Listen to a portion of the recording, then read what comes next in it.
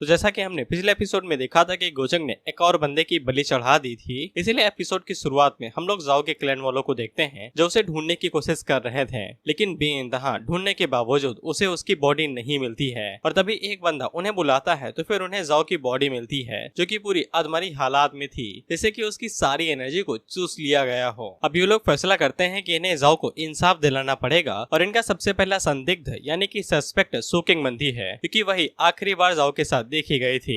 अब ये लोग भागते हुए संदिग्ध के पास जाते हैं और उसे पकड़ लेते हैं। हालांकि सुकिंग साफ मना करती है कि उसके साथ क्या हुआ उसके बारे में उसे कुछ भी नहीं पता है, और वो उनसे कहती है क्या तुम्हारे पास कोई सबूत भी है? जिसपे तुम लोगों को तो पता ही है कि ताकतवर लोगों के कहे गए शब्द ही सबूत बन जाते हैं, वैसा ही यहाँ पे हो रहा था। वह भी बात को बहुत ज्यादा बढ़ता हुआ देख के सुकिंग की ट्विन सोल बाहर निकलती है, जो कि उसे कहती है कि यहाँ पे मास्कर मचा दो, जो हाथ पे चढ़े उसे मार दो, जिसके बाद हम लोग यहाँ से भाग निकलेंगे। अब उसी टाइम पे वहाँ पे उनकी होली एकेडमी का एक सीनियर डिसाइपल आता है, जो कि सुकिंग से कहता है कि उसके अंदर डिमोनिक सक्सेसर के लक्षण देखे गए हैं, इसीलिए वो उसको ऐसे ही जाने नहीं दे सकता है जब तक वो अपनी इनोसेंस को प्रूफ नहीं कर देती है। वह भी सुकिंग को इसे घंटा फर्क नहीं पड़ता था और साफ मना कर देती है, लेकिन उसी टाइम पे वो सुनियर सुकिंग के ऊपर अटैक कर देता है, जिसको सुकिंग मुश्किल से ही रोक पा रहे थे क्योंकि उसकी कल्टीवेशन बहुत ज्यादा थी।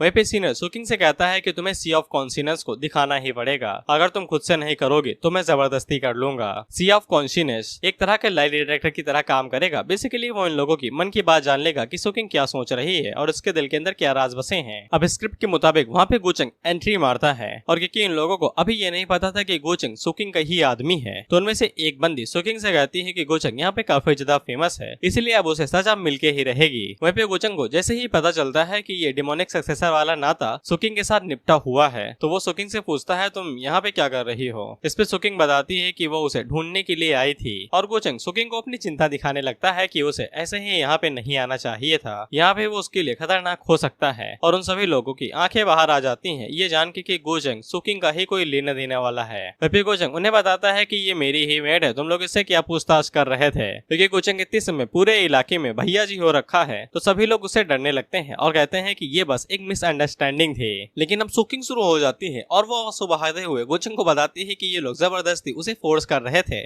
और इसे डिमोनिक सक्सेसर बनाए दे रहे हैं, जबकि उसने कुछ किया ही नहीं है, और जबरदस्ती उसकी सी ऑफ कॉन्शियस के ऊपर इन्वेस्टिगेट करना चाहते थे। अब इससे उन लोगों की फट जाती है और वो लोग कहते हैं कि ये बस एक गलतफहमी है, उन्हें ये नहीं पता था कि वो गोचंग की मेड है। फिर गोचंग आगे से कहता है कि ये किस तरह की बकवास है, अगर कोई मुझसे नाता रखता है तो ये सब कुछ गलतफहमी है। इसके बाद वो सुकिंग से कहता है कि अपना सी ऑफ कॉन्शियस रिलीज करो। वह फिर ट्विन सोल तो मना करती है, लेकिन सुकिंग गोचंग का कहना कहाँ टाल सकती थी और वो अपने कॉन्शियस को रिलीज कर देती है। और गोचंग उन लोगों से कहता है कि आओ और आके इन्वेस्टिगेट कर लो, लेकिन वो सभी लोग मना कर देते हैं क्योंकि उन्हें अच्छे से पता है कि गोचंग के आसपास रहने वाले लोग कभी भी डिमोनिक सक्सेसर से कोई भी नाता नहीं रख सकते हैं। वहीं पे गोचंग भी अपनी पावर को रिलीज करते हुए उन्हें धमकाता है और कहता है कि अगर ये सच में कोई डिमोनिक सक्सेसर से नाता रखती है तो मैं इसका हिसाब खुद कर दूंगा, लेकिन अगर इसका कोई फायदा उठा के उसे बुली करने की कोशिश करता है तो वो उन लोगों को बहुत ज्यादा मारेगा। अब इसके बाद गोचंग सुकिंग को लेता है और वहाँ से तुरंत खिसक लेता है। अब इसके बाद हम लोग सुकिंग और गोचंग को देखते हैं, जहाँ पे सुकिंग गोचंग का कपड़ा पकड़ लेती है और उसे कुछ कहना चाहती थी। वो गोचंग को बताती है कि उसने गोचंग से झूठ बोला है। गोचंग पूछता है किस बारे में? इस पे सुकिंग बताती है कि ये झूठ कि वो यहाँ पे उसे ढूंढने के लिए आई थी। इस पे गोचंग उसे कहता है कि तुम्हारा शुरुआत से ही इरादा मुझसे मिलने का नहीं था। इस पे सुकिंग आगे से कहती है कि मुझे पता है कि मैं तुम्हारे दिल में कोई भी जगह नहीं रखती हूँ, और वैसे भी तुम्हारे इर्द गिर्द तो सेलेस्टियल बीटी घूमती रहती है, तो फिर मेरी क्या ही औकात है। इस पे गोचंग सुकिंग की ठुड्डी पकड़ता है जस्ट लाइक अ रोमांस, और उससे कहता है कि तुम कब इतना ज्यादा एरोगेंट और बोल्ड हो गई कि मेरे खिलाफ इस तरीके से बोलने लगी, शायद से मुझे तुमसे निपटना चाहिए। इस पे सुकिंग खुद ही चिपकते हुए कहती है कि हाँ मुझसे निपट लो, जिसे गोचंग हैरान होता है कि इसे क्या हो गया। वह पे ट्विन सोल सुकिंग से कहती है कि उसके इतने करीब मत जाओ, नहीं तो वो तुम्हें बर्बाद कर देगा। इस पे सुकिंग भी लाइक मैं बर्बाद होना चाहता हूँ। बेबी गोचंग सुकिंग से अपने पैर मोड़ लेता है और उससे कहता है कि तुम कब इस तरीके से चीजें सीखने लगी, मुझे ये सब कुछ सहन नहीं होता है, तुम तो बिल्कुल मुझे बहुत ज्यादा परेशान करने लगी हो। और ट्विन सोल उसके ऊपर हंसने लगती है ये कहते हुए कि देखा कदम बढ़ाया लेकिन इसके बावजूद जोकर की तरह तुम्हें रिजेक्ट कर दिया। अब सुकिंग को इसे गुस्सा आ जाता है और वो डायरेक्ट गोचंग से पूछ लेती है कि अगर मैं डिमोनिक सक्सेसर हूँ तो तुम मेरे साथ क्या करोगे। इसे ट्विन सोल हैरान होती है, जिसपे गोचंग सीरियस होकर कहता है डिमोनिक सक्सेसर, और गोचंग उसे कहता है कि बिल्कुल मैं तुम्हें मार दूंगा ताकि मैं तुम्हें रोक सकूं लोगों को नुकसान पहुंचाने से। अब इसे सुकिंग अपनी मुट्ठियां भींच लेती है। मैं ये सब कुछ इसलिए एक्सप्लेन कर रहा हूँ ताकि तुम समझ सको कि सुकिंग को कितना बुरा लग रहा है। और वो मुस्कुराते हुए गोचंग से कहती है कि वो बहुत ज्यादा हार्टलेस है, लेकिन इसके बावजूद गोचंग से हाथों मरने से कोई भी इतनी बुरी बात नहीं है। लेकिन गोचंग उसके कंधे पे हाथ डाल लेता है और उससे कहता है कि तुम्हें मारने के बाद मैं इस कनेक्शन से भाग नहीं पाऊंगा, शायद से मुझे तुम्हें बाद में कंपनी देनी पड़ेगी। बेशर्मी देख रहे हो इसकी? ये सुकिंग से आसान शब्दों में कह रहा है कि तुम्हें मारने के बाद मैं तुम्हारे बिन जी न पाऊंगा और मैं खुद को भी मार लूंगा। वहीं पे गोचंग की इस बात से उसका दिल फिर से बहल जाता है और वो फिर से गोचंग पे फिदा हो जाती है। अब इसके बाद हम लोग डीमन रियलम को देखते हैं, जहाँ पे एक और बंदा रिकार्नेट होने वाला था। हम देखते हैं कि वो चिल्लाते हुए उठता है, ईशाओ तो मुझे नहीं मार सकती। उसी पे उसकी सर्वेंट उसे कहती है कि वो इस तरीके से एम्प्रेस का नाम नहीं चिल्ला सकता है, अगर किसी ने सुन लिया तो फिर उसकी बोटियां उड़ा दी जाएंगी। वो बंदा अपनी सर्वेंट से पूछता है कि मैं हूँ कौन और मैं कहाँ पे हूँ। अब इसके बाद हमें थोड़ी सी जानकारी मिलती है। दरअसल इसका नाम जू बूफान है, जो कि डीमन एम्परर का सगा बेटा है और इसकी बचपन की दिलरुबा ने इसे मार दिया था, जिसके बाद ये यहाँ पे सीम नीम के साथ दोबारा रिकार्नेट हो गया। और हाँ, अब इसकी बचपन की दिलरुबा डीमन रियलम की महारानी बन चुकी है। अब इसके बाद वो अपनी सर्वेंट से कह देता है कि किसी को बताना नहीं कि मैं जाग उठा हूँ, नहीं तो दोनों की कब्र एक साथ अगल बगल में खो दी जाएगी। वहीं पे वो मन के अंदर सोचता है कि 6000 सालों में इतना सब हो गया है, मेरे दिलरुबा ने मुझे क्यों मार दिया, मुझे इस बारे में काफी अच्छे से इन्वेस्टिगेट करना पड़ेगा। और वो अपने मन के अंदर यही सोचता है कि तुम मेरी पिछली जिंदगी की दिलरुबा थी, लेकिन इस जिंदगी में नहीं।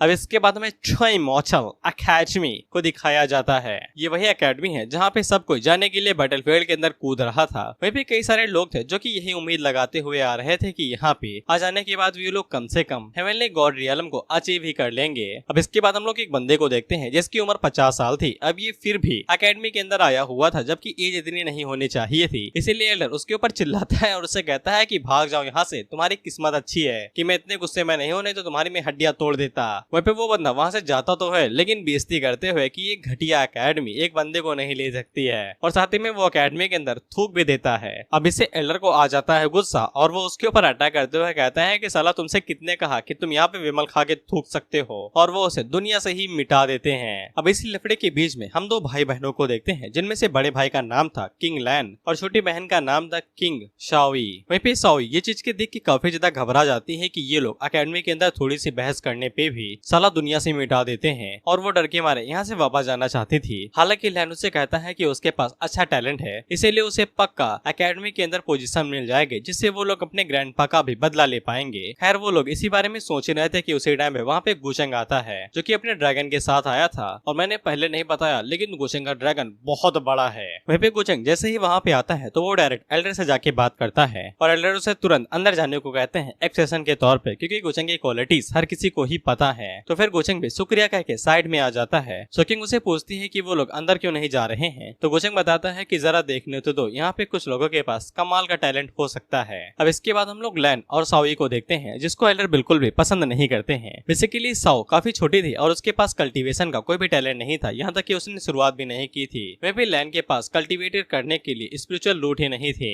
हालांकि लैन उनसे कहता है कि उसकी बहन काफी ज्यादा शक्तिशाली है, लेकिन एल्डर इस बात को बिल्कुल भी एक्सेप्ट नहीं करते हैं। लेकिन लैन अपनी जिद पे अड़ा रहता है कि हमें एक्सेप्ट कर लिया जाए। अब एल्डर को इसे गुस्सा आ जाता है और वो उन दोनों को भी मिटाने वाले थे, लेकिन गोचंग उन्हें रोक लेता है और गोचंग अपने पॉइंट्स को उनके साथ शेयर करने वाला था। अब इसे लोगों के पास पॉइंट आ जाएंगे और गोचंग के साथ होने से ये लोग अकेडमी के अंदर जा सकते थे। हालांकि एल्डर उन्हें मना करता है कि इनको ऐसे मत एक्सेप्ट करो, इनके पास टैलेंट नहीं है। जिस पे गोचंग आगे से बताता है इनके पास टैलेंट भले ही ना हो, लेकिन इनके पास डिटर्मिनेशन है, यानी कि जुनून, और गोचंग को ये जुनून पसंद आया है। वहीं पे इसके बाद हमें साओई की लक वैल्यू दिखाई जाती है, और यही है वो जुनून जो गोचंग को पसंद आया है। वहीं पे वो दोनों भाई बहन गोचंग को अपना भगवान मान लेते हैं और उससे कहते हैं कि वो उसे कंपनसेट जरूर करेंगे जो गोचंग ने उनके ऊपर एहसान किया है। गोचंग अच्छा भला बंदा बनते हुए कहता है कि मेरे सामने घुटने टेकने की जरूरत नहीं है। वहीं पे गोचंग मुस्कुराते हुए कहता है कि अरे अरे ये सब कुछ करने की जरूरत नहीं है। लेकिन उसी टाइम पे वहाँ पे एक फेमस एल्डर आते हैं और इनको तुमने पहले देखा होगा, और इनका नाम हमें पता चलता है तो ये एल्डर ली है, और ये जो चेकिंग कर रहा था टेस्टिंग, ये एल्डर वैंग है। वहीं पे वो गोचंग की तरफ देखता है तो गोचंग उसे ग्रीट करता है, लेकिन वो गोचंग को इग्नोर करते हुए उन दोनों भाई बहनों के पास जाता है और छोटी बहन को टच करते हुए बताता है कि इसके पास डिमोनिक बॉडी है। साथ ही में इनके पास सिकोंग फैमिली की कोई पावरफुल स्किल भी थी जो कि बताई जाती है। वहीं पे गोचंग भी आगे से नौटंकी करते हुए कहता है कि मुझे तो लगा था कि ये बेचारे गरीब बच्चे हैं, तो मैं इनकी मदद करने के लिए आगे बढ़ा। वहीं पे एल्डरली आगे से कहते हैं कि मैं इन्हें लेके जा रहा हूँ भाई, तुम लोग अपना देख लो। वहीं पे वो दोनों भाई बहन जाने से पहले गोचंग से कहते हैं कि गोचंग ने जो उन्हें काइंडनेस दिखाई है वो उसे कभी भी नहीं भूलेंगे। जिसके बाद वो लोग वहाँ से निकल जाते हैं और गोचंग उसे कहता है कि अच्छे से ट्रेनिंग करना, और मुस्कुराते हुए सोचता है कि तभी तो तुम मेरी काइंडनेस को रीपे कर पाओगे। अब गोचंग यहाँ के बाद डायरेक्ट सीधा रेंगते हुए अकेडमी के पास जाता है ताकि वो एल्डर्स को ग्रीट कर सके। वहीं पे एल्डर्स को जैसे ही पता चलता है कि गोचंग उनसे मिलने के लिए आया है तो वो सभी आपस में बात करते हुए कहते हैं कि वो यहाँ पे क्या लेने के लिए आया है। इस पे एल्डरली आगे से बताते हैं कि उसने उन्हें उन दोनों बच्चों के साथ भी देखा था और वो काफी ज्यादा अच्छा है और उसकी पर्सनैलिटी काफी ज्यादा सही है। इस पे एक एल्डर आगे से कहता है कि उसने अपनी छोटी बहन की हड्डियां खींच के बाहर निकाली है, तुम्हें किस एंगल से लगता है कि उसकी पर्सनैलिटी अच्छी होगी। अब इसके बाद गोचंग अंदर आता है और उन सभी लोगों को ग्रेड करता है और वहाँ के दबदबे की वजह से भी गोचंग को ज्यादा परेशानी नहीं होती है और उन्हें समझ में आ जाता है कि गोचंग के पास अच्छी कल्टीवेशन है। वहीं पे एक एल्डर किताब के पीछे से कहते हैं कि कुछ बकने के लिए आए हो तो बक दो और तुरंत निकल लो। इस पे गोचंग आगे से कहता है कि एल्डर ली सुई, आप तो इमोर्टल अकेडमी में कुछ ज्यादा ही बेहतर कर रहे हैं, ऐसा लगता है कि दोस्त इमोर्टल पैलेस आपको अच्छे से ट्रीट नहीं करता है। इस पे एल्डर ली सुई उसे कहते हैं कि दफा हो जाओ, कोई जरूरत नहीं है। अब इसके बाद गोचंग आगे से नौटंकी करने लगता है कि वो तो दोस्त पैलेस का सक्सेसर है और वो तो अपने कॉमरेड्स, अपने फेलो डिसाइपल और हर किसी की मदद करता है, वो क्या इतना ज्यादा बुरा है। जिसके बाद वो अपनी सभी अच्छाइयाँ एक एक करके गिनवाने लगता है। जिस पे एल्डर उसे कहते हैं कि फालतू की बकवास नहीं, क्या लेने के लिए आए हो वो बताओ और चुपचाप चले जाओ। इस पे गोचंग अपने पास ही वही पेटल यानी कि पत्ती बाहर निकालता है जो कि याओताओ ने दी थी और वो लोग उस पत्ती को देख के हैरान हो जाते हैं क्योंकि उसके अंदर से लाजवाब पावर निकल रही थी, यहाँ तक कि उसके अंदर एलिमेंट ऑफ लॉ की भी पावर थी। एल्डर ली सुई तेजी के साथ आगे बढ़ते हैं और उस इश्यू को चेक करते हैं तो उन्हें पता चल जाता है कि ये डीमन रियलम से कोई नाता रखती है और सिर्फ एक ही बंदा गोचंग को उसके बारे में कुछ बता सकता है। लेकिन गोचंग वो अभी इस बारे में नहीं बताते हैं और उसे पूछते हैं कि तुम जियान के मास्टर से मिलने के लिए गए थे। गोचंग कहता है कि हाँ। एल्डर पूछते हैं उनके द्वारा पीटे नहीं गए, उन्होंने सुझाया नहीं तुम्हें। इस पे गोचंग कहता है क्या बात करते हैं आप, उन्होंने तो मुझे काफी ज्यादा अच्छे से पूछा और साथ ही में मुझे खैनी भी खाने के लिए पूछा, हालांकि मैंने मना कर दी। जिस पे एल्डर उसे कहते हैं कि यहाँ पे बेवकूफ लिखा है क्या, जो मैं तुम्हें लगता है कि तुम्हारी बातों पे यकीन कर लूंगा। खैर अब इसके बाद एल्डर गोचंग को उस पर्सन से मिलवाने के लिए लेके जाने लगते हैं जो गोचंग की मदद कर सकता है। गोचंग कहता है कि आप मुझे बता दीजिए कि वो कहाँ पे है, आपको चलने की जरूरत नहीं है। इस पे एल्डर उसे कहते हैं कि वो हर एक आदमी को लात मार के बाहर निकाल देता है, तुम किस खेत की मूली हो। इस पे गोचंग आगे से कहता है कि मैं किसी खेत की मूली नहीं, दोइस्ट इमोर्टल पैलेस का सक्सेसर हूँ। जिस पे एल्डर उसे कहते हैं चुप करो यार, साला तुम सक्सेसर बन गए इसका मतलब ये थोड़ी ना है कि तुम कहीं भी वाइल्ड कार्ड एंट्री मारते फिरोगे। अब इसके बाद एल्डर गोचंग को जानते हो कि इसके पास लेके जाते हैं डीमन रियलम की एम्परस याओ के पास, जिसने अपने बचपन के दिल रुबे की जान ले ली थी। वह पे एल्डर जैसे ही आते हैं तो वो अपनी पेटल को यानी कि वही पत्ती को बाहर निकालते हैं और उसे स्टोन की तरफ आगे बढ़ाते हैं, जिसपे वो स्टोन आगे से कोई भी हरकत नहीं करता है और याओ उसे अपना मास्टर कहती है। वह पे गोचंग जैसे ही उस पत्थर को देखता है तो फिर उसे याद आता है कि पुराना वाला गोचंग उसी के ऊपर बैठ के अपनी छोटी डिसेबल को देखा करता था और गोचंग को ऐसा लगता है कि ये पत्थर अब एक स्पिरिट बन चुका है। वहीं पे अचानक से उस पत्थर के अंदर से लाजवाब ऑरा बाहर निकलता है जिसको डिमोनिक एनर्जी कहा जाता है। अब इसके बाद हम लोग देखते हैं कि उस पत्थर से या फिर किसी भी चीज से एक बंदा बाहर निकलता है जो कि कहता है पुराने दोस्त तुम अभी तक सरवाइव कर गए लेकिन मुझे बाकी चीजें अब याद नहीं आ रही हैं। वहीं पे याओ उसे पूछती है क्या तुम ठीक हो, जिसपे वो बंदा कहता है कि हाँ मैं ठीक हूँ। वहीं पे वो टकला वाला बंदा जो पत्थर से निकला था वो कहता है क्या मैं पूछ सकता हूँ कि ये पर्सन के पास ये टोकन यानी कि पत्ती कैसी है। लेकिन जैसे ही वो गोचंग की तरफ देखता है तो फिर उसकी आंखें फट जाती हैं क्योंकि भाई साहब को गोचंग के अंदर पुराना वाला गोचंग दिखाई देता है जो धर हरामी है। इससे वो टकला वाला बंदा कांप के पीछे गिर जाता है और कहता है कि डीमन एम्परर अभी तक मरे नहीं हैं। याओ भी गोचंग की तरफ हैरानी से देखती है जिसपे गोचंग एकदम शकल बना के कहता है क्या कभी मर्द नहीं देखा क्या। वहीं पे एल्डर इस मौके का फायदा उठाते हुए अपनी पावर को रिलीज करते हैं और कहते हैं डिमोनिक एम्परर अभी तक नहीं मरा, क्या इस कमीने का उससे कुछ लेना देना है। वहीं पे गोचंग को पता चल जाता है कि एल्डर ली सुई इसी बात का फायदा उठा के उसे निपटाना चाहते हैं। अब इसके बाद ये टकला बंदा उठता है और कहता है कि भले ही ये दोनों दिखने में सेम है लेकिन मास्टर अलग थे, बस इनके पास एक जैसा ऑरा है। इसके बाद वो बंदा अपना नाम बताता है तो इसका नाम है ओल्ड रॉक। वहीं पे ओल्ड रॉक गोचंग से पूछता है क्या ताओ याओ ने तुम्हें मुझे ढूंढने के लिए बोला। इस पे गोचंग बताता है कि हाँ, ताओ याओ ने मुझे बताया कि मेरी बॉडी के साथ जो गड़बड़ है शायद से वो आप मुझे ठीक करने में थोड़ी सी मदद कर सके। इस पे ओल्ड रॉक आगे से बताता है कि उसे खुद ही यकीन नहीं है कि वो ऐसा कर सकता है। ताओ को शायद ऐसा लगा होगा कि वो मदद कर सकता है इसलिए क्योंकि वो डिमोनिक एनर्जी से बिल्कुल भी इफेक्ट नहीं होता है और न ही कंट्रोल होता है, जबकि इसके बावजूद उसने अपने मास्टर के खून के दिल से खुद को भिगाया है। ओल्ड रॉक आगे बताता है कि शायद से ताओ याओ को भी याद नहीं है कि वहाँ पे क्या हुआ था। ओल्ड रॉक आगे बताता है कि गोचंग जैसे भी कई सारे लोग पैदा होते हैं लेकिन उनमें से गोचंग की तरह कोई भी एक्सेप्शन यानी कि अपवाद हिंदी में यही मतलब है। अब ये अपवाद की मीनिंग समझते जाओ। तुम्हारे दादा गरीब, तुम्हारे पापा गरीब, लेकिन तुम अमीर बनोगे, इसको कहते हैं एक्सेप्शन, हिंदी में अपवाद। वहीं पे ओल्ड रॉक गोचेंग को बताता है कि ये प्रॉब्लम दूसरे के हाथों सॉल्व नहीं होगी, सिर्फ तुम्हें खुद की मदद कर सकते हो, दूसरा कोई नहीं। जिसपे गोचेंग मन में सोचता है कि मुझे मदद चाहिए भी नहीं, बस तुम मेरे ऊपर थोड़ी सी दया खाओ, बस मुझे उसी की जरूरत है। वहीं पे गोचेंग आगे से अजीब सी लाइन कहता है कि हमने पहले कभी एक दूसरे को देखा है कहीं, क्योंकि उसे ओल्ड रॉक से कुछ अजानी पहचानी सी फीलिंग हो रही है। इस पे ओल्ड रॉक आगे से कहता है काइंडशिप, वो भी मेरे साथ। अब गोचेंग की ये वाली लाइन काफी ज्यादा फनी है, तुम्हें अभी समझ में नहीं आएगी, जब समझाऊंगा तब आएगी। गोचेंग आगे से बताता है कि उसे एक अजीब सी हैबिट है जेड स्टोन के ऊपर बैठने से। उसे ऐसा लगता है कि अगर वो ऐसे बैठ के कल्टीवेट करेगा तो उसे अच्छी फीलिंग मिलेगी। उसने कई सारे जेड स्टोन ट्राई किए लेकिन उसे मजा नहीं आया, लेकिन उसने एक तरह का जेड ट्राई किया जो काफी ज्यादा मजेदार था। शायद से उसे लगता है कि ये ओरिजिनल फॉर्म उसी के रॉक से ली गई है। तुम्हें तो पता ही ना कि ओल्ड रॉक पहले पत्थर था। गोचेंग आगे से कहता है कि मैं आपकी बेइज्जती नहीं कर रहा, लेकिन किसी तरीके से मुझे आपसे कोई काइंडशिप फील हो रही है। अब तुम गोचेंग की सेंस देखो, उसे ये काइंडशिप यानी कि जान पहचान वाली फीलिंग इसलिए महसूस हो रही है क्योंकि वो जब भी कल्टीवेट कर रहा था तो वो अपनी तशरीफ एक पत्थर के ऊपर रखता था। जिसपे ओल्ड रॉक आगे से कहता है कि शायद से ये भाग्य हो सकता है, और वो गोचेंग को बताता है कि वो ये जगह छोड़ के जा तो नहीं सकता है, लेकिन कई सारे मामलों में वो उसकी मदद कर सकता है। बेसिकली गोचेंग ने इसका भी एहसान ले लिया है। वहीं पे गोचेंग अपने मन के अंदर सोचता है कि ओल्ड रॉक ने जो उसे चीजें बताई हैं उसके मुताबिक तो सूकिंग ही यहाँ पे डिमोनिक इनहेरिटर है, यानी डिमोनिक सक्सेसर। तो फिर इसका मतलब ये हुआ कि गोचेंग खुद में ही एक डिमोनिक एम्परर है। अब इसके बाद ओल्ड रॉक गोचेंग को उसकी अपनी डिसाइपल से मिलवाता है जो कि ईयाओ है, जो अभी करंट डीमन वर्ल्ड की एम्प्रेस है। वहीं पे गोचेंग उसके स्ट्रेंथ को देख के हैरान होता है क्योंकि वो 6000 सालों के अंदर ही सेक्रेट एम्परर रियलम को अचीव कर ली है, जो काफी बड़ी बात है। वहीं पे ईयाओ गोचेंग से कहती है कि उसने उसके बारे में काफी ज्यादा सुना है और जब वो उसे सच में मिल ली है तो उसे यकीन हो गया है जो भी रूमर्स गोचेंग के बारे में है वो काफी ज्यादा सच है। वहीं पे गोचेंग ईयाओ से कहता है कि उसने भी ईयाओ के बारे में काफी कुछ सुन रखा है। ईयाओ पूछती है क्या सुन रखा है, जिसपे गोचेंग अपने मन के अंदर सोचता है ना ही बताओ तो ही बेहतर रहेगा कि कैसे इसने अपने बाप को मार दिया, अपने फियांसे को जहर दे दिया और भी कुछ। लेकिन गोचेंग की पर्सनैलिटी आग में घी डालने वाली है, तो वो आगे से बताता है कि वो सभी रूमर्स कहते हैं कि एम्प्रेस बहुत ज्यादा कमीनी है,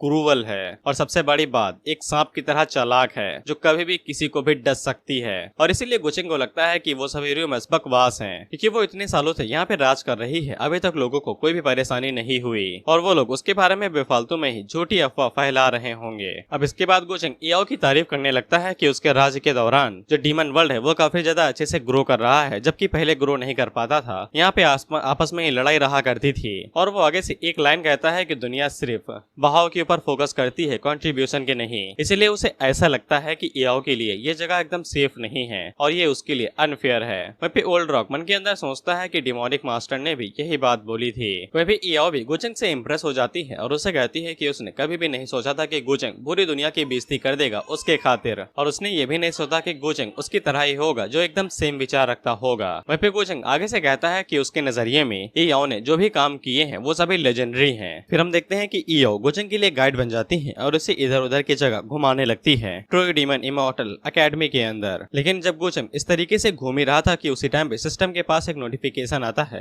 जो कि गोचेंग को बताता है नया मिशन आ गया है, हायर ऑफ डीमन लॉर्ड वापस आ चुका है, यानी कि ईयाओ की जगह हड़पने के लिए कोई वापस आ चुका है। अब इसके बाद गोचेंग ईयाओ के साथ डीमन लॉर्ड यानी ओवरलॉर्ड्स को लेकर बात करने लगता है और गोचेंग ईयाओ से पूछता है कि उसे पता नहीं है कि डीमन वर्ल्ड इन दिनों काफी ज्यादा शांतिपूर्वक है या नहीं, वो भी 6 के 6 ओवरलॉर्ड्स के साथ, डीमन ओवरलॉर्ड्स के साथ, क्योंकि सिर्फ लूनर डीमन ओवरलॉर्ड के बारे में ही सबको पता है, बाकी पांचों के बारे में कोई जानकारी नहीं है कि वो लोग कहाँ पे हैं और क्या कर रहे हैं, और शायद से वो पांचों दोबारा जाग उठ सकते हैं। इस पे ईयाओ आगे से कहती है कि रीअवेकनिंग काफी ज्यादा परेशानी खड़ी कर सकती है, लेकिन उसके लिए अभी ये टाइम नहीं हुआ है। लेकिन गोचेंग आगे से बताता है कि उसके ओपिनियन के अंदर रीअवेकनिंग कुछ रीजंस की वजह से होती है और वो ईयाओ को सजेस्ट करता है कि उसे ज्यादातर सर्वाइवर्स के ऊपर नजर रखनी चाहिए क्योंकि वो उसके रास्ते के लिए बड़ा रोड़ा हो सकते हैं। ईयाओ उससे पूछती है कि इसका क्या मतलब है, जिसपे गोचेंग उसे बताता है कि उसे अपनी एनिमीज की जानकारी बहुत ज्यादा अच्छे से करने चाहिए कि वो मरे हैं या नहीं, क्योंकि ज्यादातर परेशानियां उनकी नाक के नीचे ही बढ़ती हैं और उन्हें दबा देती हैं। अब इसके बाद हम लोग एक और नए कैरेक्टर को देखते हैं। हम देखते हैं कि वहाँ पे एक बंदा कल्टीवेट कर रहा था जो कि किसी जूनियर सिस्टर डाओ जियान की बात कर रहा था और वैसे इसका नाम जी यांग टियानजुन है। अब इसकी पुरानी कहानी ये है कि ये पिछली लाइफ में भगवान से हर दिन दुआ करता था कि उसकी जूनियर सिस्टर डाओ जियान की किस्मत अच्छी सी रहे, लेकिन उसने कभी कभी भी ग्रेट डाओ को पीछा करना नहीं छोड़ा, यानी पवित्रता, या फिर अपना लगाव या फिर अपना रास्ता, और इसने कभी भी डाओ जियान का पीछा करना नहीं छोड़ा। और इसके रिकार्डिनेशन के बाद इसकी बस यही इच्छा है कि बाकी जितने भी हैं वो सभी एक साथ ही रहें और उन्हें इस बार कोई भी पछतावा ना हो। और वो आगे से कहता है कि मैं सोच रहा हूँ कि किसकी बोन ज्यादा शक्तिशाली है, तुम्हारी सेलेस्टियन बोन या फिर मेरी कियोस डाओ बोन। इसके बाद वो अपनी फोर्सिंग यानी फ्यूचर देखने वाली आंख की मदद से फ्यूचर देखता है, तो फिर उसे दिखाई देता है कि जियान को किसी ने बांध रखा था जो उसकी बॉडी के चीथड़े उड़ा रहा था। हाँ, डाओ जियान ही जियान है। और वहीं पे टियानचुन ये फ्यूचर देख के हैरान हो जाता है क्योंकि जियान के कैरेक्टर और टैलेंट के साथ उसकी लाइफ इस तरीके से तो खत्म नहीं होनी चाहिए। और बेशक इस लाइफ को खत्म करने वाले हमारे गोचंग भाई साहब ही थे। और जब वो वहाँ पे गोचंग को देखता है तो वो भाई काफी ज्यादा हैरान हो जाता है और उसे पता चल जाता है कि गोचंग कोई अच्छा इंसान नहीं है, वो बस बाहर वालों के सामने ही अच्छा बनता है। असल में वो एक हार्टलेस क्रूअल इंसान है जिसने अपनी बोन तो वापस कर दी थी जियान को, लेकिन बस एक मजाक के तौर पे। वहीं पे गोचंग फोर्थ वॉल ब्रेक करते हुए कहता है इंटरेस्टिंग। इसे टियानजुन की तीसरी आंख को पीरियड्स आ जाते हैं और उसकी आंख से खून बहने लगता है। और वो आगे से कहता है क्या उसने मुझे फ्यूचर में पता लगा लिया, ये तो नामुमकिन है। और टियानजुन को समझ में आ जाता है कि गोचंग से मिलना किसी खौफनाक मंजर से कम नहीं होगा और रिमर्स उसके बारे में जैसा कहते हैं वो वैसा बिल्कुल भी नहीं है, वो एक मॉन्स्टर है और उसे गोचंग से संभल के रहना पड़ेगा। अब इसके बाद हम लोग लैन और सावी को देखते हैं, जहाँ पे सावी अपने बड़े भाई से पूछती है कि उसके पास किस टाइप की फिजिक है, जिसपे लैन उसे कहता है कि उसे ज्यादा सोचने की जरूरत नहीं है, बस उसे इतना समझना है कि उसके पास कमाल का टैलेंट है और हर एक एल्डर उसे अपने डिसाइपल बनाना चाहता है। लेकिन सावी आगे से कहती है कि उसे ऐसा लगता है कि एल्डर्स उसे डिसाइपल नहीं बल्कि एक आइटम के तौर पे देखते हैं और वो बिल्कुल भी कल्टीवेट नहीं करना चाहती है क्योंकि कल्टीवेशन की दुनिया काफी ज्यादा क्रूअल है। जिसपे लैन आगे से कहता है कि ये उसकी गलती है जो उसे प्रोटेक्ट नहीं कर सकता है और उसे इतनी चिंता भरी जिंदगी दी। लेकिन सावी आगे से कहती है कि उसकी गलती नहीं है और वो लैन से कहती है कि उसे ऐसा लगता है कि अगर वो एल्डर वहाँ पे ना आता तो वो दोनों गोचंग को फॉलो करते हैं और उसे ऐसा लगता है कि गोचंग बाकी लोगों से अलग है। इस पे लैन उसे कहता है कि चैंग उनके नाम को भी याद नहीं रखेगा, वो बाकियों से बहुत ज्यादा अलग है। और वो सावी से कह देता है कि उसके बारे में सोचना बंद कर दो, वो हमसे काफी ज्यादा अलग है और वो हम दोनों ही दूसरी दुनियाओं में रहते हैं। लेकिन सावी वहाँ से भागते हुए चली जाती है ये कहते हुए कि वो गोचंग को रीपे जरूर करेगी। वहीं पे लैन मन के अंदर सोचता है कि अगर वो लोग पावरफुल होते तो फिर उन्हें दूसरों से दया की भीख मांगने की जरूरत न पड़ती। इसके बाद वो कमरे के अंदर आता है और अपने पास से एक बाटली बाहर निकालता है जिसके अंदर से अजीब सी पावर रिलीज हो रही थी और वो अपनी बहन से कहता है कि वो उसे किसी भी कीमत पे अब से प्रोटेक्ट करेगा। अब इसके बाद हम लोग गोचंग को देखते हैं जो कि दोबारा ट्रू इमॉर्टल एकेडमी आ गया था और गेट पे खड़ा था। एल्डर उसे पूछता है यहाँ पे क्या कर रहे हो भाई। इस पे गोचंग बताता है कि वो अपनी वाइफ का इंतजार कर रहा है। अब इसके बाद हम लोग चूफन को देखते हैं जो एक एल्डर के साथ था और इसने अपनी प्लास्टिक सर्जरी करवा ली है। वहीं पे वो एल्डर चूफन से कहता है कि तुम्हें पिछली बार फंसा दिया गया था लेकिन तुम्हें इस बार ट्रू इमॉर्टल एकेडमी वापस आ चुके हो और हम तुम्हारे साथ हैं। गोचंग भी अब तुम्हारा कुछ भी उखाड़ नहीं सकता है। वहीं पे हम लोग गोचंग को देखते हैं जिसको पॉइंट्स की मदद से पता चल जाता है कि ये उसका पुराना बलि का बकरा है। वहीं पे चूफन को भी महसूस हो जाता है कि गोचंग शायद से उसके ऊपर नजर रख रहा है।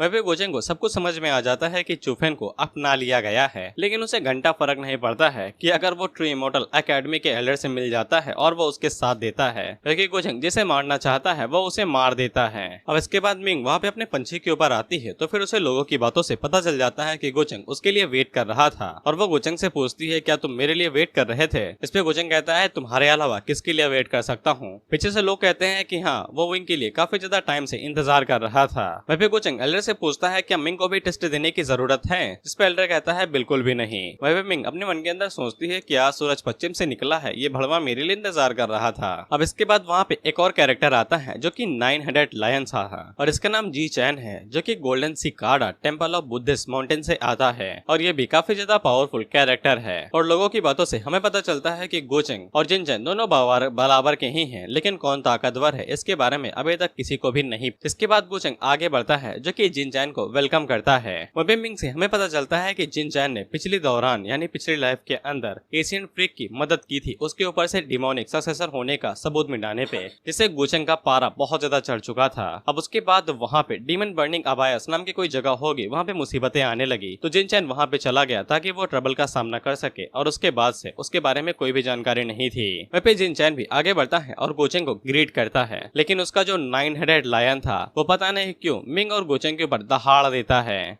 गोचेंग पूछता है इसे क्या हुआ, जिसपे जिनचैन अपने लायन को शांत करता है और गोचेंग को बताता है कि ये काफी ज्यादा ऑरा से सेंसिटिव है। शायद से इसे गोचेंग या फिर मिंग के ऊपर कोई अजीब सा ऑरा महसूस हो गया होगा जिससे ये डर गया। जिसपे गोचेंग कहता है ऐसी बात है, जिसके बाद वो मिंग से पूछता है क्या तुमने हाल ही में कुछ बुरा काम किया। वहीं पे जिनचैन गोचेंग से कहता है कि एक पेट होता है, उसे रूल्स के बारे में नहीं पता है, तो गोचेंग इस बात को दिल पे ना ले। जिसपे गोचेंग कहता है नहीं लूंगा। वहीं पे गोचेंग आगे से कहता है कि उसे बुद्धिस्ट माउंटेन के बारे में थोड़ी सी जानकारी चाहिए और वो बस किसी मौके के ही तलाश में था ताकि वो इसके बारे में जान सके। इसके बाद गोचेंग जिनचैन के ऊपर हमला कर देता है और उसे कहता है कि आपसे मिलने के बाद मैं आपसे कुछ चीजें सीखना चाहता हूँ। वहीं पे जिनचैन काफी ज्यादा समझदार था और वो लड़ने के लिए तुरंत राजी हो जाता है। वहीं पे जब लायन अटैक करने की कोशिश करता है तो गोचेंग उसके ऊपर पैर रखता है और उसे भाई जमीन में घुसा देता है। वहीं पे मिंग अपने मन के अंदर सोचती है कि अगर गोचेंग उसकी पुरानी जिंदगी की तरह दोबारा रिबॉर्न हुआ होता यानी मेमोरीज के साथ, तो वो डायरेक्ट जिनचैन को सीक्रेटली मार देता, इस तरीके से ज्यादा उथल पुथल ना करता। अब इसके बाद हम लोग टियानजुन को देखते हैं जिसके 3 चेले उसे बताने आते हैं कि गोचेंग ने जिनचैन के खिलाफ लड़ाई कर दी है। फिर टियानजुन को जैसे ही इस बारे में पता चलता है तो वो इस मौके का फायदा उठाने के बारे में सोचता है, ये पता लगाने के लिए कि गोचेंग की स्ट्रेंथ कितनी है। अब इसके बाद हम लोग देखते हैं कि गोचेंग और जिनचैन दोनों आमने सामने खड़े थे पावर्स को रिलीज करते हुए और वहीं पे सारी ऑडियंस इकट्ठा हो चुकी थी। गोचेंग जिनचैन से कहता है ब्रदर जिनचैन प्लीज शुरू करिए, ऑडियंस आ चुकी है। इस पे जिनचैन आगे से कहता है कि अगर उसे लड़ाई करने का इतना ही शौक चढ़ा है तो उसे माफ कर देना। इसके बाद वो अपनी स्पेशल स्किल को एक्टिवेट करता है जो कि बुद्धिस्ट माउंटेन्स की सीक्रेट आर्ट थी, ईस्टर्न इमॉर्टल मंत्रा, जिससे गोचेंग एक जगह के लिए कैद हो जाता है। वहीं पे अफवाह ये थी कि ये मंत्रा इतना ज्यादा शक्तिशाली है कि कोई भी इसे आजाद नहीं हो पाता है और उन्हें ऐसा लगता है कि शायद गोचेंग अब हारने वाला है। लेकिन वहीं पे गोचेंग अपनी वर्ड की टेक्निक का इस्तेमाल करता है और जिनचैन से कहता है कि यहाँ पे एक फ्लो भी रहता है। इसके बाद गोचेंग उसी टेक्निक का इस्तेमाल करते हुए जिनचैन के ऊपर आता है और उसके ऊपर पाम अटैक करता है। लेकिन जिनचैन भी आगे से गोल्डन सिकाडा सेटिंग टेक्निक का इस्तेमाल करता है जिससे उसकी बॉडी कई सारे बीट्स के अंदर बदल जाती है जो कि लॉकेट की तरह होते हैं। वहीं में उनमें से जब कई सारे बीट्स फूटते हैं तो वो कभी सारे क्लोन में बदल जाते हैं जो कि जिनचैन के ही थे और वो सभी क्लोन गोचेंग से कहते हैं कि वो इतनी दूरी से अपनी शायद सारी टेक्निक्स का इस्तेमाल नहीं कर पाएगा। जिसपे गोचेंग आगे से कहता है कि यहाँ पे भले ही बहाव नहीं है लेकिन ये बस एक चारा था। इसके बाद वहाँ पे एक तगड़ा धमाका होता है और चारों तरफ से फ्लो बहने लगता है और उन लोगों को समझ में आ जाता है कि गोल्डन सिसाडा सेटिंग टेक्निक पूरी तरीके से ब्रोकन हो चुकी है। वहीं पे गोचेंग बाहर निकलता है जो कि जिनचैन के ऊपर अटैक करता है। इसे जिनचैन भी हैरान हो जाता है। वहीं पे गोचेंग जिनचैन से कहता है कि अगर वो अपनी असली ताकत का इस्तेमाल नहीं करेगा तो वो हारा जाएगा और गोचेंग यहाँ पे पावर ऑफ रिकार्डिनेशन का इस्तेमाल कर रहा था। वहीं पे हमें पता चलता है कि गोचेंग ने जब बीट्स को तोड़ने के लिए अपने पिवु को इस्तेमाल किया था तब कुछ टाइम के लिए उसने टाइम को रोक दिया था और उतनी ही देर में उसने सभी क्लोन्स को हरा दिया था। इसे जिनचैन के पास अब कोई तीसरा तरीका नहीं बचता है और उसे इस मूव का इस्तेमाल करना पड़ता है जो कि एंसेस्टर ऑफ बुद्धा सी था। हम देखते हैं कि वहाँ पे बुद्धा आ जाते हैं जो कि अपने पाम अटैक का इस्तेमाल करते हैं और गोचेंग के ऊपर हमला करते हैं। लेकिन वहीं पे गोचेंग अपनी स्पिरिचुअल शॉट की इस्तेमाल करता है जो उसके पास आती है और बुद्धा के हाथ को पूरी तरीके से काटते हुए डिस्ट्रॉय कर देती है। वहीं पे गोचेंग हमें बताता है कि उसने व्हाइट टाइगर जेनजिंग की पावर को मिला दिया है जिससे उसकी शॉट गॉड्स के साथ साथ बुद्धा को भी मार सकती है। वहीं पे वो शॉट जिनचैन के माथे के पास आके रुक जाती है और जिनचैन अपनी हार मान लेता है ये कहते हुए कि वो उसका राइवल के लिए सूट नहीं करता है। इस पे गोचेंग उसकी हार को एक्सेप्ट कर लेता है।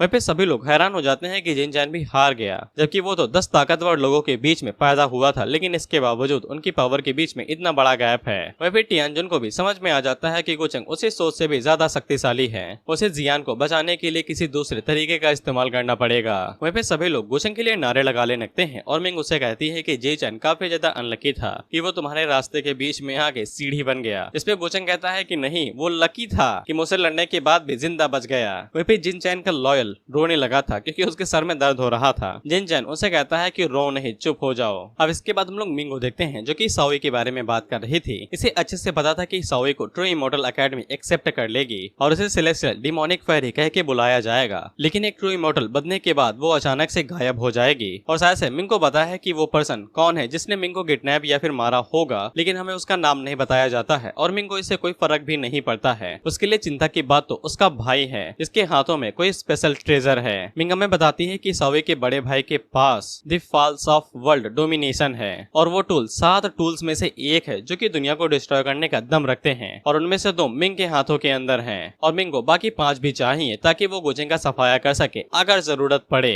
अब इसके बाद ट्रू इमॉर्टल एकेडमी के एडमिशन क्लोज होने वाले थे, इसीलिए वहाँ पे जियान भी आ जाती है और एल्डर उसे पहले से ही जानते थे क्योंकि उसका नाम काफी ज्यादा फेमस है। वहीं पे उसे सभी लोगों की बातों से पता चलता है कि गोचेंग ने मिंग के लिए इंतजार किया था लेकिन वो अपनी अपनी कजन के लिए नहीं आया, जिसपे सभी लोग कहते हैं कि कजिन कजिन है, फियांसे फियांसे है। वहीं पे बिंग को काफी ज्यादा गुस्सा आता है कि वो अपने फियांसे के लिए इंतजार कर सकता है, अपनी बहन के लिए नहीं। अब इसके बाद वहाँ पे टियानजुन के 3 तोते आते हैं जो कि जानबूझ के जियान के साथ पंगा करने की कोशिश करते हैं, और जब जियान उन्हें इज्जत नहीं देती है तो वो लोग आके से कहते हैं कि हम लोग यहाँ के सीनियर हैं और जूनियर्स को इज्जत देनी चाहिए। जिसपे जियान उन लोगों से कहती है कि गू खा लो, मैं उन लोगों से बात नहीं करती हूँ जो टॉयलेट के अंदर सफाई करते हैं। जिसपे वो लोग जियान के ऊपर अटैक कर देते हैं और कहते हैं कि इसे बड़ों की इज्जत करना नहीं आता है और सबक सिखाना पड़ेगा। लेकिन उसी टाइम पे वहाँ पे हीरो की तरह टियानजुन एंट्री मारता है, जो कि उन लोगों से कहता है कि उनका दिमाग खराब हो गया है, जो वो तिनके इलाजे में दूसरे लोगों को बुली कर रहे हैं, क्या उन्हें एकेडमी के रूल्स के बारे में नहीं पता है कि किसी को भी परेशान नहीं करना है। जिसपे वो लोग आगे से कहते हैं कि तो स्काई किंग जी यांग है जो कि टॉप 10 में से एक है, जल्दी से माफी मांगो। और वो सभी अपना माथा टेक के माफी मांगते हैं और कहते हैं कि वो आगे से किसी को बुली नहीं करेंगे। इसके बाद टियानजुन जियान से पूछता है क्या तुम ठीक हो। जिसपे जियान आगे से कहती है कि मुझे मदद की जरूरत नहीं थी, मैं उन तीनों को अकेले ही निपटा देती।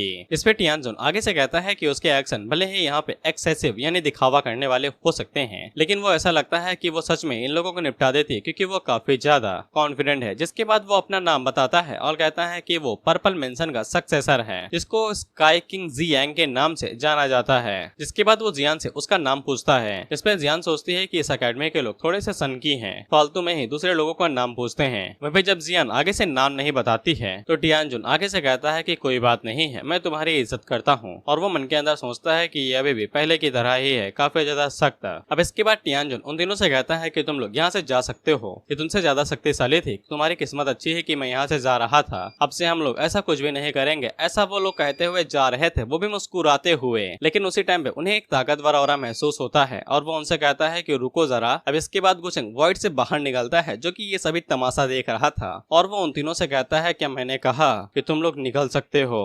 वो तीनों जैसे ही गोचेंग को देखते हैं तो गोचेंग को पहचान जाते हैं। गोचेंग उनसे कहता है कि मुझे पहचान लिया। वहीं पे टियानजुन तो गोचेंग को देख के हैरान ही हो जाता है। वहीं पे जियान को ऐसा लगता है कि गोचेंग चलो सच में उसे लेने के लिए आ ही गया। वहीं पे गोचेंग उन तीनों से पूछता है कि तुम जिस लड़की को सबक सिखाने जा रहे थे वो मेरी बहन है, क्या तुम्हें पता था। वो तीनों कहते हैं कि उन्हें नहीं पता था, लेकिन अब पता चल चुका है और ये एक गलत फहमी है। जिसपे गोचेंग उनके साइड से निकलते हुए कहता है गलत फहमी, चलो मुझे बता दो कि आखिर कैसे मरना चाहते हो, ये कोई सीरियस बात नहीं होने वाली है। वहीं पे टियानजुन अपने तीनों चेलों को बचाने की कोशिश करता है और वो गोचेंग से कहता है कि उन तीनों को पता नहीं था और उन्होंने जियान को कोई भी नुकसान नहीं पहुंचाया है और उसने पहले ही उन्हें पनिशमेंट दे दी है। जिसपे गोचेंग आगे से कहता है कि उनका ऑरा स्टेबल है और उनके ऊपर बिल्कुल भी खरोच तक नहीं आई है, ये किस तरीके की पनिशमेंट है। तो फिर टियानजुन एकेडमी का सहारा लेते हुए कहता है कि हम सभी यहाँ के एकेडमी स्टूडेंट्स हैं, गोचेंग को कम से कम थोड़ा बहुत तो शिष्टाचार दिखाना चाहिए। जिसपे गोचेंग उसे कहता है कि शिष्टाचार दिखाओ, क्या उसकी औकात है तुम्हारी। अब इसके बाद गोचेंग उन तीनों की साइड पे शॉट्स ले आता है, जिसपे वो लोग घबरा जाते हैं और आगे से कह देते हैं कि जियान हमें आके बचाओ। और वो आगे से चिल्लाने लगते हैं कि इन सभी चीजों का करता था टियानजुन ही है। जिसपे टियानजुन आगे से कहता है कि मैं तुम्हें बचाना चाहता हूँ और तुम लोग मेरे ऊपर ही इल्जाम लगा रहे हो।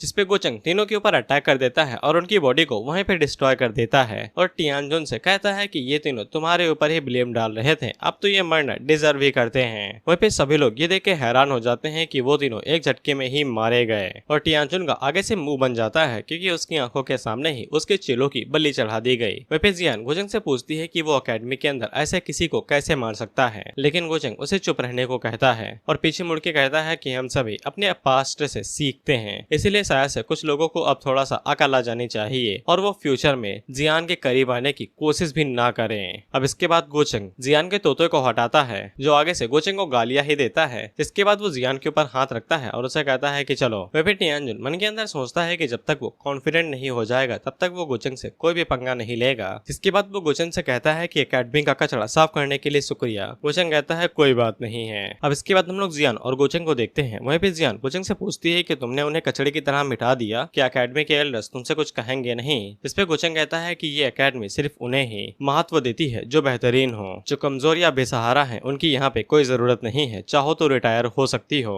और वो जियान को बताता है कि टियानजुन टियानजुन उसके ऊपर पीछे इसलिए पड़ा था क्योंकि उसका कोई इनप्योर यानी कि गलत मकसद हो सकता है। जिसपे जियान कहती है कि उसके चेहरे पे गंदी मुस्कान देख के ही मुझे पता चल चुका था वो तुम्हारी तरह ही कोई अच्छा इंसान नहीं है। जिसपे गोचंग उसे कहता है कि ये बात कहने की जरूरत नहीं थी, लेकिन उसे एक बात समझ में नहीं आती है कि वो तो टियानजुन से कभी मिली भी नहीं है, वो उसके सामने ये दिखावा क्यों कर रहा था। जिसपे गोचंग आगे से बताता है कि उसका ये मकसद हो सकता है कि वो तुम्हारा दिल जीत के इमॉर्टल गू फैमिली के अंदर शादी करना चाहे ताकि वो सनी लोबन के मजे कर सके या फिर ऐसा ही कुछ। जिसपे जियान गोचंग के कंधे के ऊपर मारते हुए कहती है कि चिंता ना करो, मैं उसके अंदर बिल्कुल भी इंटरेस्टेड नहीं हूँ। इस पे गोचंग उसे कहता है कि तुम कुछ ज्यादा ही सोच रही हो, वो बस तुम्हारा इस्तेमाल करके मुझसे लड़ना चाहता है। और क्या तुम्हें सच में लगता है कि मैंने उनसे लड़ाई इसलिए की ताकि मैं तुम्हें बचा सकूं? लेकिन जियान घंटा बाद ना सुन रहे गोचंग की वो गोचंग की तरफ देखती है और उसके गालों के ऊपर किस करके वहां से निकल जाती है और शर्माते हुए कहती है कि ज्यादा मत सोचो, बस मेरा दिमाग खराब हो गया था। जिसपे गोचंग गाल से थूक को साफ करते हुए कहता है बेवकूफ, और मन के अंदर सोचता है कि आखिर में टियानजुन को कैसे मौत की तख्ते तक चढ़ा के लेके जाऊं। कुछ दिनों बाद अकेडमी के अंदर एक नई चीज होती है। दरअसल यहाँ पे एक अजीब सा पत्थर निकल आया है तो सभी लोग उस तरफ भागते हुए जा रहे हैं, यहाँ तक कि एल्डर्स भी। गोचंग मन के अंदर सोचता है कि यही परफेक्ट टाइम है उसके लिए बुरी चीजें करने का,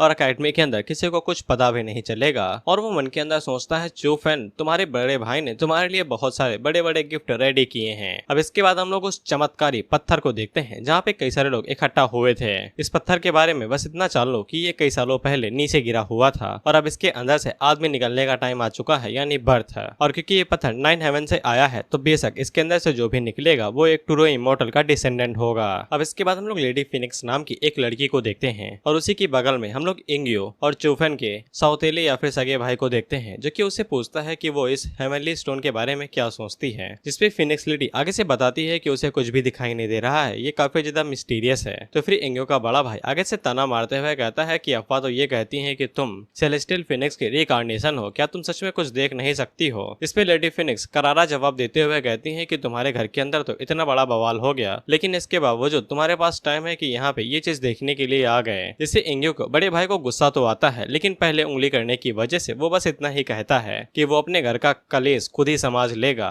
उसे ज्यादा चिंता करने की जरूरत नहीं है। अब वहाँ पे स्टोन के अनलॉक होने से पहले कोई औरत बाहर निकलती है जिसको एल्डर तक ग्रीट करते हैं और इसका नाम जिंग्यू है और ये लोली है लेकिन उम्र में एल्डर से भी ज्यादा बड़ी है और वो उनसे कहती है कि ज्यादा पोलाइट होने की जरूरत नहीं है। अब इसके बाद जिंगजू बाहर निकलती है और ओल्ड रॉक को ग्रीट करती है। ओल्ड रॉक उसे कहता है कि तुम इतने सालों बावजूद और ज्यादा छोटी होते जा रही हो। इस पे जिंग्यू आगे से कहती है टांग खींचना बंद करो, तुम्हें पता है कि मैं इस बॉडी के बारे में कुछ भी नहीं कर सकती हूँ। जिंग्यू भी ओल्ड रॉक से यही पूछती है क्या तुम्हें पत्थर के अंदर कुछ दिखाई दिया? जिसपे ओल्ड रॉक आगे से कहते हैं कि उन्हें भी असली ओरिजिन के बारे में घंटा कुछ नहीं पता है। इसके बाद पत्थर के ऊपर क्रैक पड़ते हैं तो काफी ज्यादा एनर्जी रिलीज होती है, लेकिन साला ये पैदा होते हुए भी शाम लगा देता है। वहीं पे उस एनर्जी के ऑरा से सब लोग पता लगा लेते हैं कि ये सच में ही ट्रू इमॉर्टल की रीबर्थ है। अब इसके बाद उस पत्थर की एनर्जी के अंदर से एक बंदा बाहर निकलता है जो कि आगे से कहता है कि उसे 300 साल हो चुके हैं इसके अंदर कैद हुए, अब वो बाहर निकल के काफी ज्यादा खुश है। वहीं पे जिंगजू आगे से कहती है इसका कल्टीवेशन लेवल इतना ज्यादा हाई तो नहीं है। इस पे ओल्ड रॉक आगे से कहता है कम से कम इंसान ही निकला वही अच्छी बात है। अब इसके बाद एक एल्डर आगे बढ़ता है और उस बंदे से पूछता है कहाँ से आए हो, तुम्हारा नाम वाम क्या है? इस पे वो बंदा बताता है कि उसकी कोई आइडेंटिटी नहीं है, ना ही उसे कोई बैकग्राउंड के बारे में जानकारी है, वो बस छोटा मोटा कल्टीवेटर है, लेकिन वो स्टोन के बारे में बता सकता है। जिसके बाद वो बताता है बहुत टाइम पहले जब वो नॉर्मल कल्टीवेट कर रहा था तब जमीन फट गई और वो अंदर जाके घुस गया और तब उसे एक फेरी स्टोन मिला और उसने जैसे ही उसे टच किया तैसे ही वो अंदर सील हो गया। जिसके बाद वो एल्डर से पूछता है साल कौन सा है बताओगे? जिसपे एल्डर कहते हैं कि पत्थर से कोई ट्रू इमॉर्टल नहीं बल्कि गधा बाहर निकला है। जिसपे वो सभी लोग निराश हो जाते हैं और कहते हैं कि जिसे हम समझ रहे थे राजा भोज वो निकला गंगोतीली। वहीं पे ओल्ड रॉक जिंगजू से कहता है कि ये कुछ तो छिपा रहा है, जिसपे जिंगजू आगे से कहती है कि अभी के लिए इसे घर में बिठा दो और बाद में हम लोग पूछेंगे। वहीं पे ये बंदा अपने अंदर से वैसा ऑरा रिलीज कर रहा था कि ये बिल्कुल मासूम है और बिल्कुल हार्मलेस है। अब इसके बाद हमें पता चलता है कि ये भी टियानजुन वाली पलटन से ही आता है और वो मन के अंदर सोचता है कि पता नहीं मास्टर, जूनियर ब्रदर और बाकी सभी सिस्टर्स कैसी होंगी। अब इसके बाद हमें इसका नाम भी बताया जाता है जो कि किन वुया होता है। अब इसके बाद हम लोग सुकिंग और गोचेंग को देखते हैं जहाँ पे सुकिंग गोचेंग को न्यूज देती है और वो सबसे पहले पत्थर वाली चीज के बारे में बताती है कि जो लोग जिसको ट्रू इमॉर्टल समझ रहे थे वो गधा निकला और वो सभी एल्डर वहाँ से निराश होकर चले गए। साथ ही में वो गोचेंग को डिमोनिक सक्सेसर के बारे में एक न्यूज देती है कि उसने हाल ही में एक और जीनियस के ऊपर अटैक किया है जिससे एल्डर्स काफी ज्यादा बिजी हैं। गोचेंग आगे से कहता है कि मुझे उनकी मदद कर देनी चाहिए, उन्हें ज्यादा टेंशन नहीं होनी चाहिए। अब इसके बाद हम लोग इंग्यो और उसके बड़े भाई को देखते हैं। इन दोनों को भी पता चल चुका था कि डिमोनिक सक्सेसर सक्सेसर यानी कि इनका भाई ट्रू इमॉर्टल एकेडमी के अंदर आ चुका है। वहीं पे इंग्यू के बड़े भाई ने फैसला कर लिया था कि अब वो उसे मार ही देगा ताकि वो दुनिया के अंदर शांति ला सके, जिसपे इंग्यू भी आगे से कहती है कि वो भी अब उसके ऊपर कोई दया नहीं दिखाएगी। अब इसके बाद वो दोनों जब एकेडमी पहुंचते हैं तो फिर उन्हें पता चलता है कि सभी लोग गुजंग से पूछ रहे हैं कि एल्डर्स उसे इतनी आसानी के साथ नहीं पकड़ पाएंगे, क्या गुजंग के पास कोई आइडिया है। जिसपे इंग्यू का बड़ा भाई अपने मन के अंदर सोचता है कि गुजंग उसकी स्पॉटलाइट को चुरा रहा है और वो सोचता है कि उसे सबसे पहले ही डिमोनिक सक्सेसर यानी चूफेंग को पकड़ना पड़ेगा ताकि गुजंग उसे दोबारा पीछे न छोड़ सके।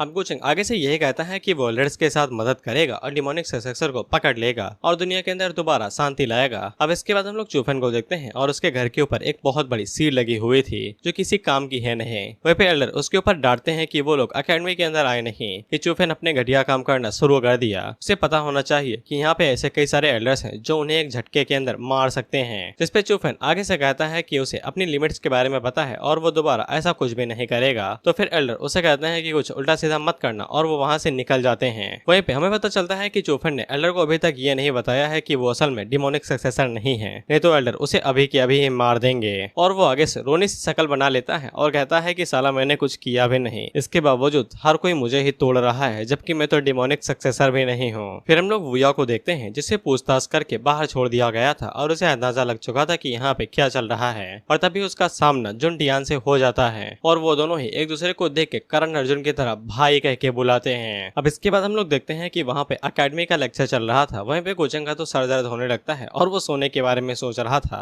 वहीं पे विंग गुजंग का ध्यान खींचती है और उससे पूछती है क्या चुचू और तुम्हारे बीच में कुछ हुआ है, वो तुम्हें ऐसे घूर रही है जैसे कि खा जाएगी। इसपे गुजंग कहता है कि अपन हैंडसम है इसलिए घूर रही है। जिसपे विंग कहती है नहीं नहीं, वो तुम्हें ऐसे घूर रही है जैसे कि अभी अभी ही निगल जाएगी और कक्कासी की तरह तुम्हारा दिल चुरा लेगी। जिसपे गुजंग बता देता है कि उन लोगों ने पहले ही ह्यूमैनिटीज इंसेक्टर को टपका दिया है, शायद से वो जान गई है कि मैं कौन हूँ और वो बस रास्ता खोज रही है मुझे एक्सपोज करने के बारे में। और गुजंग मिंग से पूछता है क्या तुम्हें मेरी चिंता हो रही है, देखो चिंता ना करो, वो मेरा कुछ भी नहीं कर पाएगी। जिसपे मिंग कहती है कि मुझे तुम्हारी नहीं उसकी चिंता हो रही है, उसके एक्सप्रेशन कुछ अलग ही बता रहे हैं। जिसपे गुजंग आगे से कहता है क्या तुम्हें लगता है कि मैंने उसके साथ कुछ किया होगा। जिसपे मिंग अजीब तरीके से कहती है कि मुझे नहीं पता और मुझे जानना भी नहीं है। और गुजंग आगे से बता देता है कि वो इमॉर्टल पैलेस की सक्सेसर है, मैं उसके साथ करने की कुछ एबिलिटी ही नहीं रखता हूँ। वहीं पे वैंग चूचू से पूछती है कि तुमने कुछ अजीब देख लिया क्या। जिसपे चूचू बताती है कि मैंने कुछ गंदा देखा है और उसके बाद उसकी नजर चूचू के ऊपर पड़ती है और वो मन के अंदर सोचती है कि अगर इन दोनों के बीच में कुछ ना चल रहा हो तो मैं सिट खा लूंगी।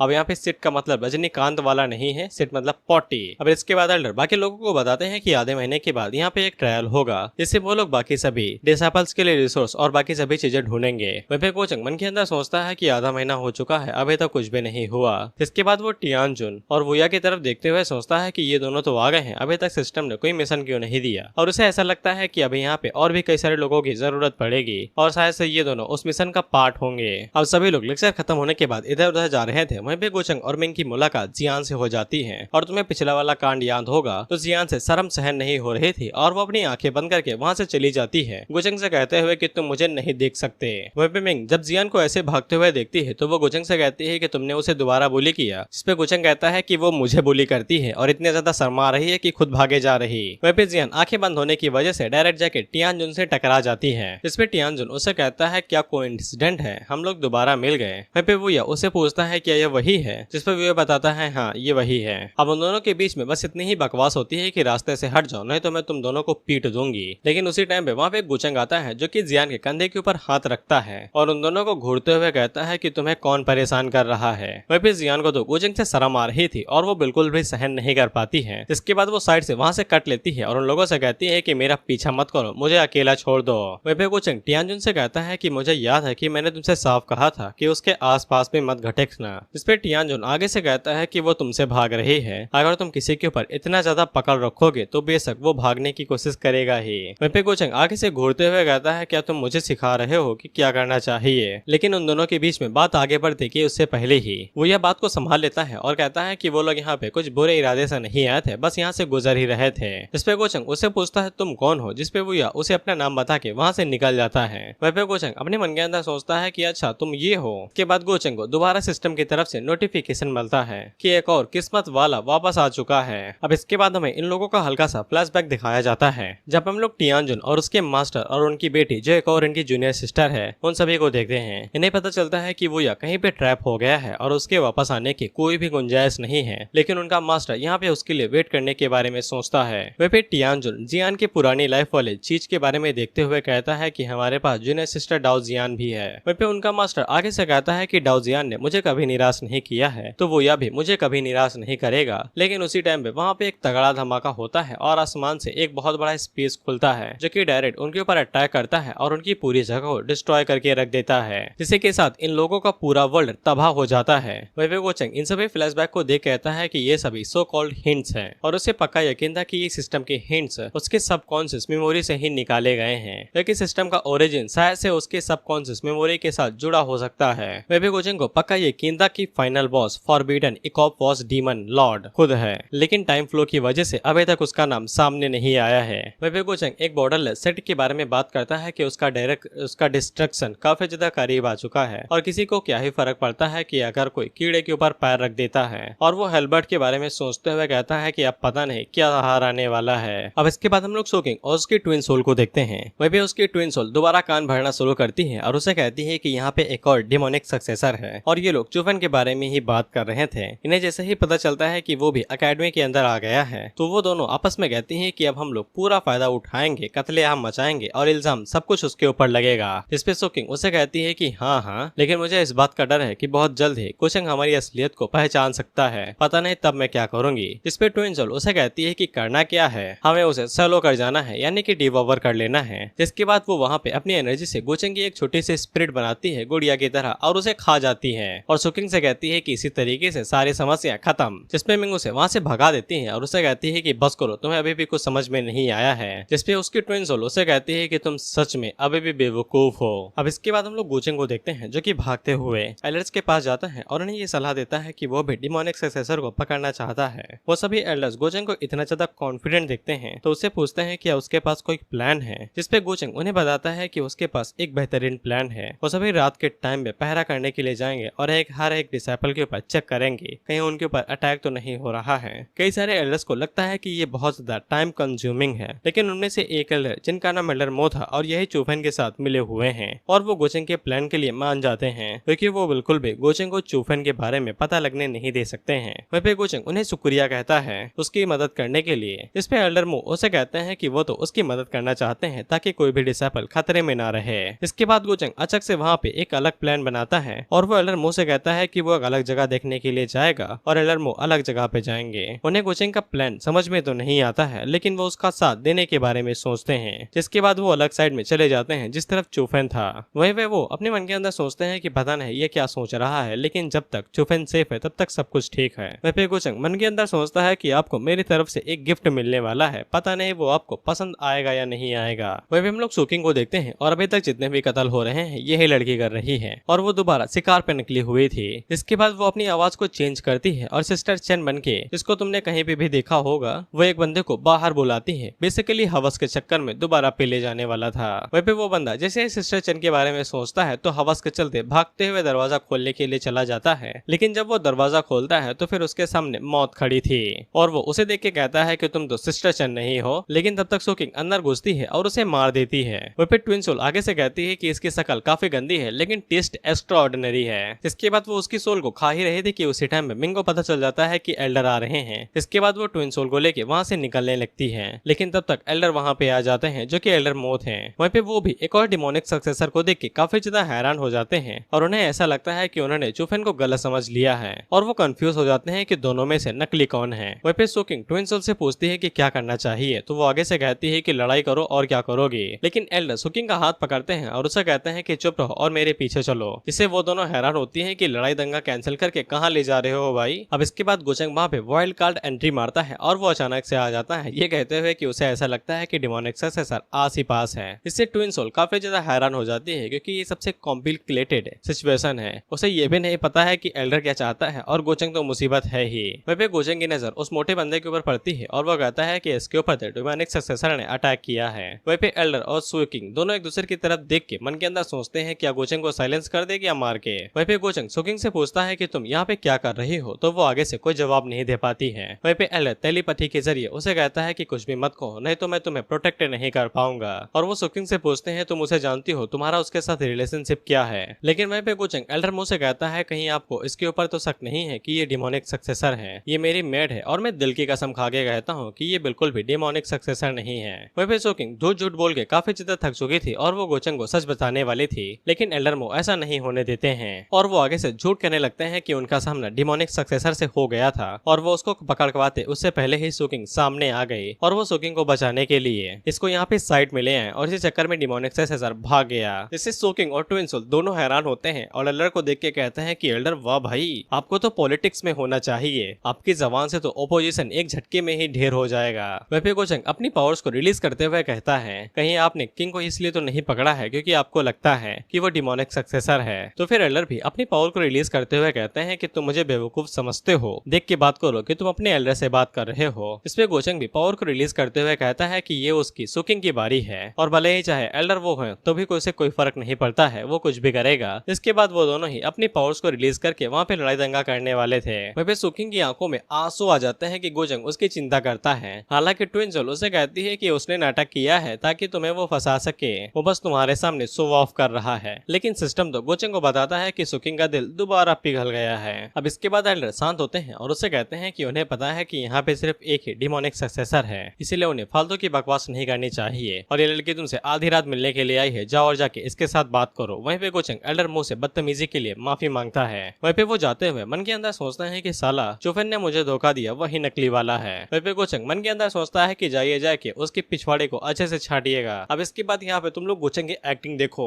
अब इसके बाद सोकिंग जब गोचंग की तरफ अपना हाथ बढ़ाती है तो गोचंग भाई साहब अपना हाथ खींच लेते हैं, यानी कि दिखा रहे हैं कि नाराज हैं। वहीं पे मिंग आगे से कहती है कि वो ये सब कुछ करना नहीं चाहती थी और वो माफी मांगती है। गोचंग उसे कहता है कि एक्सप्लेन नहीं करना चाहती हो कि तुम क्या कर रही थी, मैंने तुम्हारे ऊपर इतना ज्यादा भरोसा किया लेकिन तुम अभी भी मुझसे कई सारी चीजें छुपा रही हो। अब आगे से मिंग इस तरीके से बात करती है कि ऐसा लगता है कि वो यहाँ पे बता देगी कि वह डिमोनिक सक्सेसर है, लेकिन वो गोचंग का काट देती है, ये कहते हुए कि उसे ऑक्शन के अंदर एक मिस्टीरियस जार मिला है जो कि उन 4 टूल्स में से एक है जो कि दुनिया को तबाह करने के बारे में दम रखते हैं और वो यही बात गोचंग को नहीं बता पाई थी और ये वही चीज गोचंग से छुपा के रख रही है। गोचंग उसे कहता है 7 टूल्स ऑफ वर्ल्ड डोमिनेशन, तुमने मुझे इस बारे में पहले क्यों नहीं बताया। जिसपे सोकिंग आगे से कहती है कि वो बताना चाहती थी लेकिन गोचंग बात को काट देता है और उसे कहता है कोई बात नहीं है और उसे कहता है कि वो इस बारे में ज्यादा तो नहीं सोचेगा, लेकिन वो उसे एक चीज बता देता है कि ये चीज बार बार होती जा रही है और उसे पता नहीं कि आगे ये कितनी बार होगी। एक आदमी का सब्र काफी ज्यादा कम होता है और उसे ये भी नहीं पता है कि सोकिंग उसे क्या क्या छुपा रही है, इसीलिए सोकिंग को वो सब कुछ करना चाहिए जिसके अंदर उसकी नॉलेज हो और वो उस दायरे के अंदर हो। वहीं पे गोचंग को काफी अच्छे से पता था कि सोकिंग अब अंधेरे में भी रहती है तो फिर उससे ज्यादा चिंता नहीं होगी, वो बस क्या करती है और क्या कर रही है और कहाँ पे है ये बस जानना है, क्योंकि बहुत जल्दी एल्डरमो उसे कांटेक्ट करेंगे ही।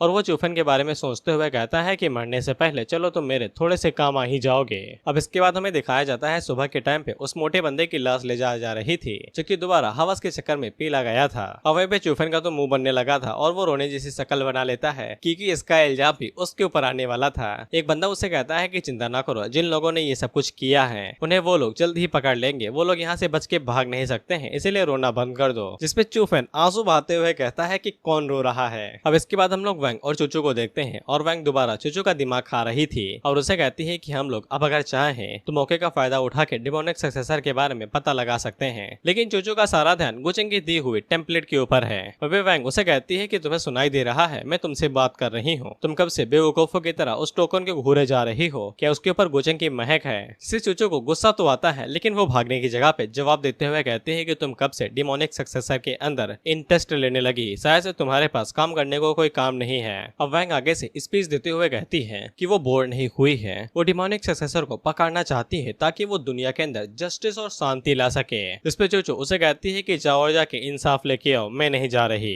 मुझे अच्छे से पता है कि मैं कुछ भी कर नहीं पाऊंगी। जिस पे वैंग उसे कहती है कि तुम काफी ज्यादा बदल चुकी हो, तुम पहले वाले चूचू नहीं रही जिसे मैं जानती थी, यहाँ तक कि तुम टेंपल जाना भी छोड़ दी हो और यहाँ तक कि तुम कॉम्बैक्ट भी छोड़ दी हो। इसको काफी बड़ा डिजास्टर समझा जाता था, यहाँ तक कि जब भी डिमोनिक सक्सेसर का लेना देना आता था तुम काफी ज्यादा पॉजिटिव हो जाती थी, लेकिन अब तो तुमने वो भी छोड़ दिया है। अब मुझसे ये मत कहना कि साला तुम्हें गोचंग से प्यार व्यार हो गया है और तुम अपने सभी जिम्मेदारियां और ड्यूटीज भूल के उसके पीछे पड़ गई हो, कहे तुम दोनों ने डेटिंग वेटिंग तो नहीं शुरू कर दी। इस पे चूचू उसे पूछती है डेटिंग का क्या मतलब है। अब वैंग उसे यहाँ पे डेटिंग का मतलब 21+ तरीके से समझाती है। मैं कुछ नहीं कहूंगा, बस तुम इसके हाथों का रिएक्शन देखो। सबसे पहले वो अपने हाथों से ताली बजाती है तो बेशक इस तरीके की आवाज आती है, अरे अरे अरे। जिसके बाद वो इस तरीके का हैंड साइन बनाती है जैसे चूचू हैरान होती है। अब इससे चूचू हद से ज्यादा हैरान हो जाती है और डायरेक्ट हमला कर देती है। और अगर तुम्हें अभी भी कुछ समझ में नहीं आया है तो फिर तुम्हारी उम्र काफी ज्यादा छोटी है, तुम मेरी वीडियो देखना बंद कर दो, मैं तुम्हें बर्बाद कर दूंगा। मैं बर्बाद होना चाहता हूँ। खैर अब इसके बाद हम लोग चूचू को देखते हैं जो कि तलवार लेके वैंग का पीछा कर रहे थे उसका कत्ल करने के लिए। वैंग उसे कहती है कि इतना बुरा रिएक्शन क्यों दे रही हो, तुम्हें तो शर्म नहीं आई जब तुम सवाल पूछ रहे थे। चूचू उसे कहती है क्या तो इस तरीके से बताओगे मैं तुम्हें सबक सिखाऊंगी पूरे ह्यूमैनिटीज इंसेक्टर के लिए। अब उसी टाइम पे वहाँ पे गुचंग आ जाता है जो कि वैंग से मिलने के लिए आया था, जिससे वो दोनों काफी हैरान होते हैं कि गुचंग ने इतनी दूर से भी उन्हें ढूंढ लिया। खैर चूचू वैंग को अकेले ही जाने को कहती है तो वैंग उसे पूछती है तुम नहीं आओगे, चूचू कहती है नहीं। अब इसके बाद गुचंग चूचू से मिलता है जाके और उसे कहता है कि तुम्हें काफी टाइम से देखा नहीं, तुम और भी ज्यादा एनर्जेटिक लग रही हो। जिसपे वैंग उसे कहती है कि काम की बात करो, क्यों आए हो यहाँ पे। जिसपे गुचंग उसे डिमोनिक सक्सेसर के बारे में बताता है और उसे कहता है कि तुमने पहले अटैक किया था तो मैंने सोचा आके मैं तुम्हें बता दूं, मेरे दिल से यही आवाज आ रही थी। वैंग उसे पूछती है क्या तुम्हारे पास कोई क्लू है। जिसपे गुचंग आगे से कहता है कि उसके पास है लेकिन कोई प्रूफ नहीं है, इसीलिए वो वैंग को यहाँ पे आगाह करने के लिए आया है कि उन दोनों को हमेशा गार्ड ऑन रखना चाहिए, यानी कि तुरंत सतर्क हमेशा। और वो यहाँ पे चूचू को एक और चीज बताता है कि डिसाइपल थे जो कि आपस में ही लड़ मरे और वहां से भाग निकले, जबकि वो दोनों एक दूसरे को जानते भी तक नहीं थे। वह भी गुचंग इस वाली बात को भी छेड़ता होगा। तुम्हें याद होगा कि गुचंग के घर के ऊपर वैंग के ऊपर हमला किया था जो गुचंग ने अपने पपेट्स के द्वारा करवाया था। गुचंग इस बात को खींचते हुए उसे बताता है कि उसके ऊपर जो अटैक हुआ था ऐसा लगता है कि demonic successor long lost method का इस्तेमाल कर रहा है, जिसको नाम वो डिमोनिक हार्ट मैनिपुलेशन देता है, जिसकी मदद से वो किसी के भी दिमाग को कंट्रोल कर सकता है और उसे जो चाहे वो परफॉर्म करवा सकता है। इसीलिए गुचंग वैंग से कहता है कि उसे सतर्क रहना चाहिए क्योंकि परछाई के पीछे भी एनिमीज हो सकते हैं और कभी भी उनके ऊपर खतरा बढ़ सकता है। वैंग उसे पूछती है क्या उसको किसी के ऊपर शक है। गुचंग आगे उसे बताता है कि अभी तो किसी के ऊपर नहीं, लेकिन उन्हें सतर्क रहना पड़ेगा, कभी भी उनके ऊपर अटैक हो सकता है, फिर चाहे रात हो या फिर अंधेरा। वहीं पे वैंग के मन के अंदर लड्डू फूटने लगते हैं क्योंकि गुचंग एक तो इतनी दूर से उसे यहाँ पे ये बताने के लिए आया और ऊपर से उसे सतर्क रहने के लिए भी कह रहा है और उसे ऐसा लगता है कि गुचंग उसकी सच में चिंता करने लगा है। वहीं पे वैंग गुचंग से कहती है कि वो इतनी दूर तक आया है, उन्हें ज्वाइन क्यों नहीं करता है, चूचू भी यहाँ पे है। लेकिन गुचंग आगे से साफ मना कर देता है, बेसिकली वो चूचू से मिलना नहीं चाहता था। वहीं पे हम लोग चूचू को देखते हैं जो कि उन सभी की बातें सुन रही थी और उसे गुचंग के ऊपर काफी ज्यादा गुस्सा आता है कि वो इतनी दूर यहाँ पे वैंग से मिलने के लिए आया और ये जानते हुए भी कि चूचू यहाँ पे है उसे मिलना नहीं चाहता है। और मैं उम्मीद करता हूँ कि तुम चूचू के हालात समझ रहे होगे। अब इसके बाद हम लोग वोया को देखते हैं जो कि पता नहीं हिस्ट्री की किताब पढ़ रहा था ये जानने के लिए कि उसके साथ क्या हुआ था और डिस्ट्रक्शन के ऑर्डर पे क्या हो चुका था। खैर इसे की हिस्ट्री से ज्यादा कुछ पता तो नहीं चलता है, बस इतना ही पता चलता है इपोक जिस इलाके या फिर एरा में ये रहता था वो समय के साथ ही तबाह हो गया, उसको फॉरबिडन इपोक कहा जाता है। जिसके बाद वो अपने मन के अंदर सोचता है टियान जो रिकार्नेट हो चुका है, उनकी लिटिल सिस्टर यानी कि जियान रिकार्नेट हो चुकी है, तो फिर उसके मास्टर और दूसरे जूनियर सिस्टर को भी रिकार्नेट हो जाना चाहिए। और वो आगे से कहता है कि वो उन्हें ढूंढ के ही रहेगा। तभी उसे बाहर से काफी ज्यादा जोरों की आवाज आती है। हम लोग देखते हैं कि वो लोग जिस इलाके के अंदर रहते थे वहाँ पे किसी ने अटैक किया था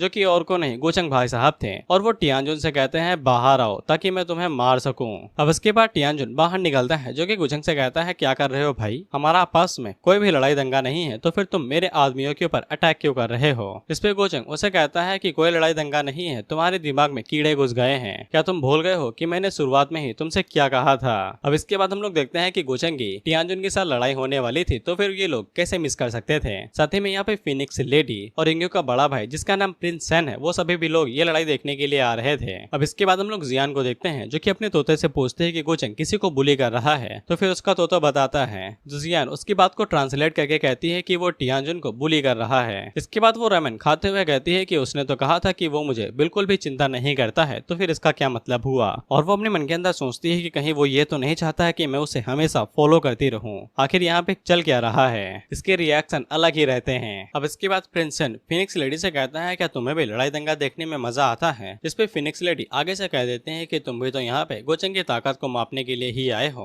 वह फिर टियानजुन गुचंग से कहता है क्या तुम इस अकेडमी की ओवरलॉर्ड हो कि हम तुम्हें जो कुछ भी बताएंगे वो तुमसे पूछेंगे। ये बात काफी ज्यादा नॉर्मल है कि आदमियों की नजर एक औरत के ऊपर होती ही है। एक जेंटलमैन हमेशा किसी भी खूबसूरत लड़की का पीछा कर सकता है, इसीलिए अगर वो जियान के पीछे जाता है तो इसमें क्या ही बुराई है। गुचंग को इससे क्या फर्क पड़ता है, वो अपने काम से काम रखे। जिसपे गुचंग आगे से कहता है कि बेशक एक जेंटलमैन किसी भी ब्यूटी के पीछे जा सकता है, लेकिन तुम नहीं, साले तुम वर्दी नहीं हो। इसपे चूफेन को काफी गुस्सा आता है और वो आगे से कहता है कि मैं तुम्हें इज्जत दे रहा हूँ, इसका मतलब ये नहीं है कि तुम कुछ भी कर लोगे। वहीं पे कुछ लोग बात कर रहे थे कि गोचंग शुरुआत से ही टियानजुन के ऊपर गुस्सा है क्योंकि उसने गेट के बाहर जियान के ऊपर उंगली करने की कोशिश की थी। जिसपे एक बंदा कहता है कि उसे अपनी छोटी बहन की काफी ज्यादा चिंता है। वहीं पे सन फिनिक्स लेडी से पूछता है कि ये इतना ज्यादा फ्रीक क्यों हो रहा है। अगर इसे अपनी छोटी बहन की इतनी ही ज्यादा चिंता है तो फिर उसने पहले उसकी डॉबोन को क्यों निकाल लिया था जब वो दोनों छोटे थे, और उसने जब हड्डियों को वापस किया तो फिर जरूर इसके पीछे कोई बुरे हालात होंगे, नहीं तो वो बिल्कुल भी डॉबोन को वापस ना करता है। फिर फिनिक्स लेडी आगे से कहती है कि ऐसा भी तो हो सकता है कि वो अपनी बहन का नाम इस्तेमाल कर रहा है सिर्फ बदले के लिए, बल्कि वो असल में यहाँ पे टियानजुन को नीचे यानी सप्रेस करने के लिए आया है। जिसपे सन आगे से कहता है कि किसे क्या पता, बस इतना जान लो कि वो कोई अच्छा इंसान नहीं है। जितनी ज्यादा दूरी उसे बनाए रखोगे उतना ज्यादा फायदे में रहोगे।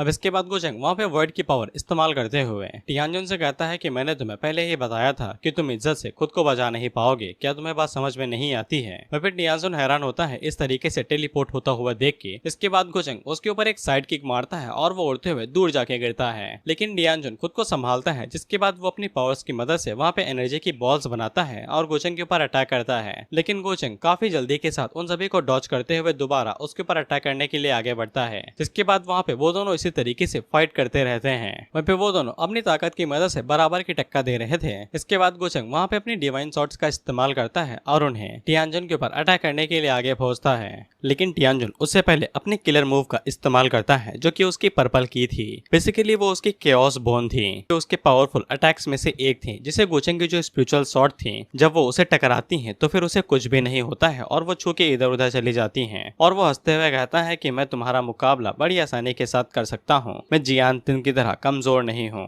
लेकिन उसी टाइम पे सभी लोग कहते हैं कि ऊपर देखो, तो ऊपर हम लोग देखते हैं कि उसके जो शॉट्स थी वो ऊपर जाने लगती हैं और वहाँ पे एक पावरफुल विजन बन जाता है जो कि धीरे धीरे करके एक पावरफुल ड्रैगन की शेप ले रहा था। ये देख के टियानजुन काफी ज्यादा घबरा जाता है और गोचंग से कहता है कि तुम सेक्रेट रियलम पे नहीं हो। गोचंग उसे कहता है कि मैं तुम्हें बताना भूल गया कि तुम मेरे सामने जियान चंद से अलग नहीं हो। इसके बाद गोचंग अपने ड्रैगन को ऑर्डर देता है कि हमला करो, तो फिर आसमान से वो बहुत बड़ा पावरफुल ड्रैगन नीचे की तरफ एक बीम को छोड़ने वाला था। टियानजुन जल्दी से पर्पल की से कहता है कि फुल बॉडी प्रोटेक्शन का इस्तेमाल करो। जिसके बाद हम लोग देखते हैं कि वो ड्रैगन अपनी बीम को छोड़ता है तो टियानजुन उससे टकराता है और सीधा जमीन में जा घुसता है, जिससे वो नीचे की जगह डिस्ट्रॉय हो जाती है। उसी टाइम पे सिस्टम गोचंग को बताता है कि दाव फ्रूट पूरी तरीके से कॉपी हो चुका है। बीम की वजह से टियानजुन की हालत खराब हो गई थी, लेकिन वो अभी तक मरा नहीं था। वहीं पे गोचंग उसकी तरफ आगे बढ़ते हुए कहता है कि कचड़ा हमेशा कचड़ा ही रहेगा, इससे क्या फर्क पड़ता है कि तुम्हारे पास कैसी फिजिक और कैसी बोन्स हैं। लेकिन गोचंग आगे कुछ करता कि उससे पहले ही वहाँ पे वूया आ जाता है जो कि गोचंग से कहता है कि उन दोनों का आपस में कोई भी लेना देना नहीं है और ना ही उसने बिल्कुल जियान के खिलाफ कुछ उल्टा सीधा काम किया है। उन दोनों को यहाँ से निकल जाना चाहिए। गोचंग उसे देखता है और उसे कहता है कि आप पिटना चाहते हो, लेकिन गोचंग अचानक से पीछे मुड़ जाता है और उनसे कहता है कि ये आखिरी सबक होगा, इसके बाद मैं तुम दोनों को ही मार दूंगा अगर दोबारा कुछ उल्टा सीधा करते हो। अब इसके बाद वो दोनों आपस में बातें करने लगते हैं कि हम लोग क्या करेंगे। गोचंग बहुत ज्यादा इविल और कमीना है और हमारे जूनियर सिस्टर यानी जियान काफी ज्यादा इनोसेंट, और मैंने 4 सिंह आई से देखा है कि वो उसके जाल के अंदर फंस जाएगी। हालांकि वो या उसे कहता है कि ये मामला जज्बाती होने का नहीं है, तुमने देखा ही है कि गोचंग कितना ज्यादा डरावना है, वो डिमोनिक सक्सेसर से भी ज्यादा डरावना है। लेकिन टियानजुन को काफी ज्यादा चिंता हो रही थी। इस पे वो या उसे कहती है कि हम लोग कुछ भी नहीं कर सकते हैं, हमें अभी नहीं पता है कि गोचंग क्या करने वाला है और उसकी जो इवलनेस है वो अभी अच्छाई के चादर तले दबी हुई है। अब इसे टियानजुन की सांसें अटकने लगती है। क्या वो लोग जियान को ऐसे ही छोड़ने वाले हैं? तो वो उसे बताता है कि उसने अभी हाल ही में पुरानी किताबों से डिस्कवर किया है कि अगर वो लोग लेक ऑफ रिकार्नेशन का हल्का सा भी पानी जियान को दे देते हैं तो वो अपनी पास्ट लाइफ की मेमोरीज को रिकवर कर लेंगे, जिससे चीजें और भी ज्यादा आसान हो जाएंगी। जिसके बाद उन्हें गोचंग से भी लड़ाई करनी नहीं पड़ेगी और वो लोग जियान को भी अपने पास ले आएंगे। इसीलिए वो वहाँ से वो पानी लेने के लिए चला जाता है। अब इसके बाद हम लोग जियान को देखते हैं जो कि गोचंग को जाते हुए देख रही थी और वो मुस्कुराते हुए सोचती है कि गोचंग ने ये सब कुछ उसके लिए किया है और वो गोचंग से दोबारा इंप्रेस हो जाती है। वहीं पे हम लोग गोचंग को देखते हैं और हमें तो पता ही है ये साला अपने फायदे के अलावा किसी के लिए कुछ भी नहीं करता है। और तुमने देखा होगा कि सिस्टम ने इसे नोटिफिकेशन दिया था कि इसने डॉ फ्रूट को कॉपी कर लिया है, तो वो डॉ फ्रूट असल में उसके केओस पर्पल की थी टियानजुन की। अब गोचंग उसे इस्तेमाल कर सकता है, भले ही ये क्लोन है लेकिन कम शक्तिशाली नहीं है। अब इसके बाद अगले दिन से वहाँ पे एकेडमी का ट्रायल शुरू हो जाता है और गोचंग की मुलाकात लैन और उसके छोटे बहन सावी से होती है, जहाँ पे उन दोनों को एकेडमी की तरफ से अच्छा ट्रीट किया जा रहा था और इन्हें रिसोर्स भी मिल रहे थे। इनकी कल्टीवेशन भी काफी ज्यादा अच्छी हो रही थी। वहीं पे लैन इन सभी चीजों का शुक्रगुजार अपनी छोटी बहन को मानता है। तो गोचंग वहाँ से चला जाता है ये कहते हुए कि हर किसी का नसीब वो अपने साथ लेके आते हैं, उसमें किसी की मदद नहीं रहती है। वहीं पे सुकिंग की नजर साओई की बॉडी के ऊपर पड़ती है। तुम्हें तो पता ही होगा उसके पास स्पेशल बॉडी है। अब इसके बाद वहाँ पे एक और पावरफुल कैरेक्टर आता है जिसका नाम नहीं बताया जाता, टाइटल बताया जाता है, he is king with 6 crown. ये है टाइटल। पहले यहाँ पे ये बात चलती थी कि टियानजुन नंबर 1 है, लेकिन गुचंग से हारने के बाद अब यहाँ पे किंग विथ 6 क्राउन आ चुका है और वो लोग सोचते हैं कि पता नहीं दोनों में से कौन बेहतर होगा। वहीं पे किंग विथ 6 क्राउन गुचंग की तरफ देखता है, उसे शिकार की तरह। वहीं पे गुचंग भी मन के अंदर सोचता है कि ये पहली बार है कि जब मुझे कोई शिकार की तरह देख रहा है। साथ ही में उसकी वैल्यू भी काफी ज्यादा अच्छी थी। गुचंग मन के अंदर सोचता है कि बुरा नहीं है, तुम मेरे अपोनेंट शायद बन सकते हो। अब इसके बाद वहाँ पे एल्डर्स आते हैं जो कि उन लोगों को बताते हैं कि उनका ट्रायल का जो प्रोसीजर होता है वो काफी ज्यादा नॉर्मल था, लेकिन हाल ही में उन्हें पता चलता है कि जो येन एम्परर है वहाँ पे कुछ बदलाव आ चुके हैं। शायद से उन लोगों का सामना येन एम्परर या फिर उससे शक्तिशाली क्रिएचर से हो सकता है। इसलिए उन लोगों ने उनकी सेफ्टी के लिए यहाँ पे टीम्स को बना दिया है। पहले तो लोग अलग अलग जा सकते थे यानी सिंगल, लेकिन अब उन्हें टीम्स के अंदर डिवाइड कर दिया है ताकि उनकी सेफ्टी को बढ़ाया जा सके। जिसके बाद वो अपने पास से बाहर निकालते हैं जिनके अंदर स्ट्रॉ रहेंगी, जिनके अंदर से स्ट्रॉ बाहर निकलेंगे। यहाँ पे 4 टीम बनाई जाएंगी जिनके अंदर 2-2 लीड्स होंगे और बाकी के जो डिसाइपल्स होंगे वो उन्हें चूज कर लेंगे। वहीं पे एल्डर लीसुए गोचिंग से कहते हैं कि तुम पहले जाओगे, जिसके बाद वो स्ट्रॉ बाहर निकालते हैं। तो गोचिंग को यहाँ पे लीडर बनना था। वहीं पे लड़कियां तो काफी ज्यादा खुश हो जाती हैं और वो सोचती हैं कि वो गोचिंग के ही साथ जाएंगी। इसके बाद हम लोग चूचू को देखते हैं और उसकी किस्मत फूटी थी तो फिर उसे गोचिंग के साथ जाना पड़ता है। वहीं पे मिंगो भी दूसरी टीम का लीडर बनना था, लेकिन उसकी जो सेकंड लीडर थी वो असल में वैंग बन चुकी थी,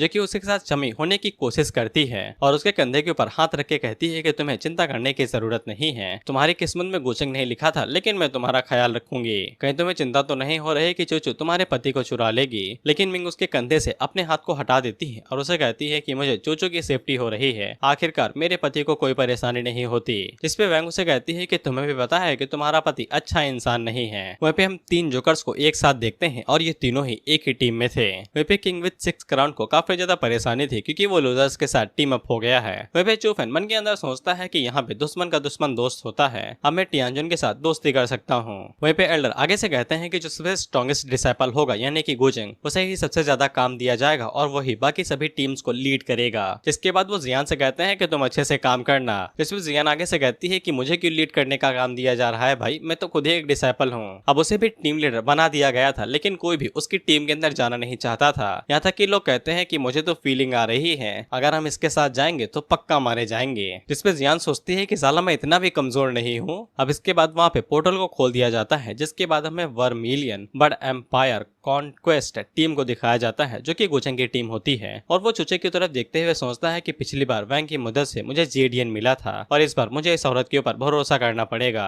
वहीं पे चूचो को गोचिंग की साइड के भी बिल्कुल भी नहीं रहना था, उसका दिमाग खराब हो रहा था। अब इसके बाद हम लोग ब्लैक टोटरवाइज एम्पायर कॉन्क्वेस्ट टीम को देखते हैं। इसमें तीनों ही लूजर्स थे और ये तीनों ही एक दूसरे से नफरत करते हैं। जिसके बाद हम लोग white tiger empire conquest team को देखते हैं जहाँ पे मिंग और वैंग थे। पता नहीं वैंग को क्या ही नशा चढ़ा हुआ था और वो मिंग के बम को छूते हुए कहती है कि सॉफ्ट है, स्पैंक मारने में मजा आएगा। वहीं पे मिंग को काफी ज्यादा गुस्सा आता है और वो वैंग से कहती है कि साला अपना हाथ संभाल के रखो और मन के अंदर सोचती है कि इसे पैलेस वालों ने क्या ही सिखाया है। अब इसके बाद हम लोग ची लियाओ एम्पायर कॉन्क्वेस्ट टीम को देखते हैं जहाँ पे इंग्यो और उसका बड़ा भाई सेन टीम को लीड कर रहे थे। जिसके बाद हमें सबसे कमजोर टीम को दिखाया जाता है पर इसका टाइटल ताकतवर था, अजुरे ड्रैगन एम्पायर कॉन्क्वेस्ट टीम। वहीं पे जियान पीछे मुड़ के देखती है तो वहाँ पे दोनों भाई थे और वो दोनों से कहती है कि तुम ही तो क्यों आए हो, क्या मैं साला इतना अनट्रस्टवर्दी हूँ। वहीं पे साओई मन के अंदर सोचती है कि अगर एल्डर ने रिक्वेस्ट ना किया होता तो मैं यहाँ पे ना आती। खैर जियान को इनकी रक्षा करना ही थी तो वो आगे के बारे में सोचने लगती है कि उसी टाइम पे वहाँ पे फीनिक्स लेडी आती है जो उसकी टीम को ज्वाइन करना चाहती थी।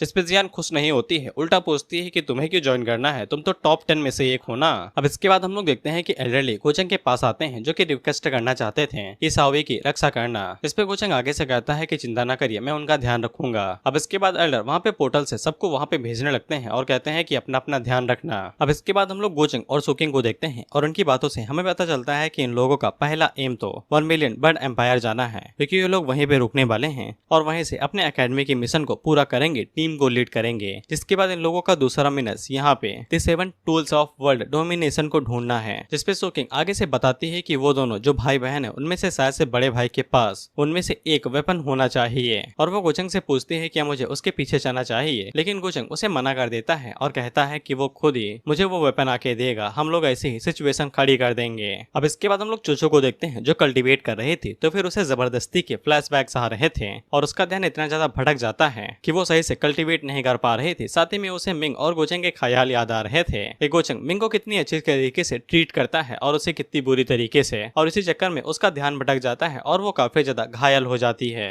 वहीं पे गोचंग अचानक से टपक पड़ता है और कहता है कि जब कल्टीवेट कर रही हो तो फिर मुझे गालियां क्यों दे रही हो। इस पे चुचू पूछती है यहाँ पे क्या लेने के लिए आए हो, जिसपे गोचंग साफ बताता है कि वो यहाँ पे थोड़ी सी मदद के लिए आया है ताकि उसे पता चल सके कि यहाँ की मेन सोर्स क्या है जो कि इंटरनल ओवरकास्ट के ऊपर सब बाधा खड़ी कर रहा है। जिसपे चुचू साफ मना कर देती है तो गोचंग उसे कहता है कि तुम मेरी मदद पहले ही कर रही हो, मेरी आइडेंटिटी के बारे में ना बता के और चुप रह के। और गोचंग उसे कहता है कि तुमने अभी तक कितने लोगों को मारा है इनडायरेक्टली अपनी चॉइस के चलते, तुम्हें इतना ज्यादा सुकून क्यों मिल रहा है रिस्पॉन्सिबल और राइटियस बन के। तुम्हें अच्छे से पता है कि मैं ही कल्प्रिट हूँ, लेकिन इसके बावजूद तुम ये सब कुछ देख रही हो और अपनी आंखें फेरे ले रही हो। क्या तुम सच में मॉर्टल पैलेस के लिए वर्दी भी हो? इसके लिए गोचंग यहाँ पे चोचो को तोड़ रहा है कि अब तो यकीन कर लो कि तुम मेरे साथ मिल चुकी हो, अब तुम्हें ह्यूमैनिटीज पैलेस के सक्सेसर बनने का नाटक छोड़ देना चाहिए। चोचो भी फंसने लगती है और उसे लगता है कि गोचंग यहाँ पे थस में थोड़ा सा अच्छा है क्योंकि वह यहाँ पे ओवरकास्ट क्राइसिस यानी कि समस्या को खत्म करना चाहता है जिससे कुछ लोगों की जानें जा सकती हैं। इसीलिए चोचो मदद करने के लिए मान जाती है, लेकिन उसकी एक शर्त थी। गोचंग पूछता है क्या है, तो चोचो बताती है कि तुम्हें फ्यूचर में मुझे अच्छे से ट्रीट करना पड़ेगा।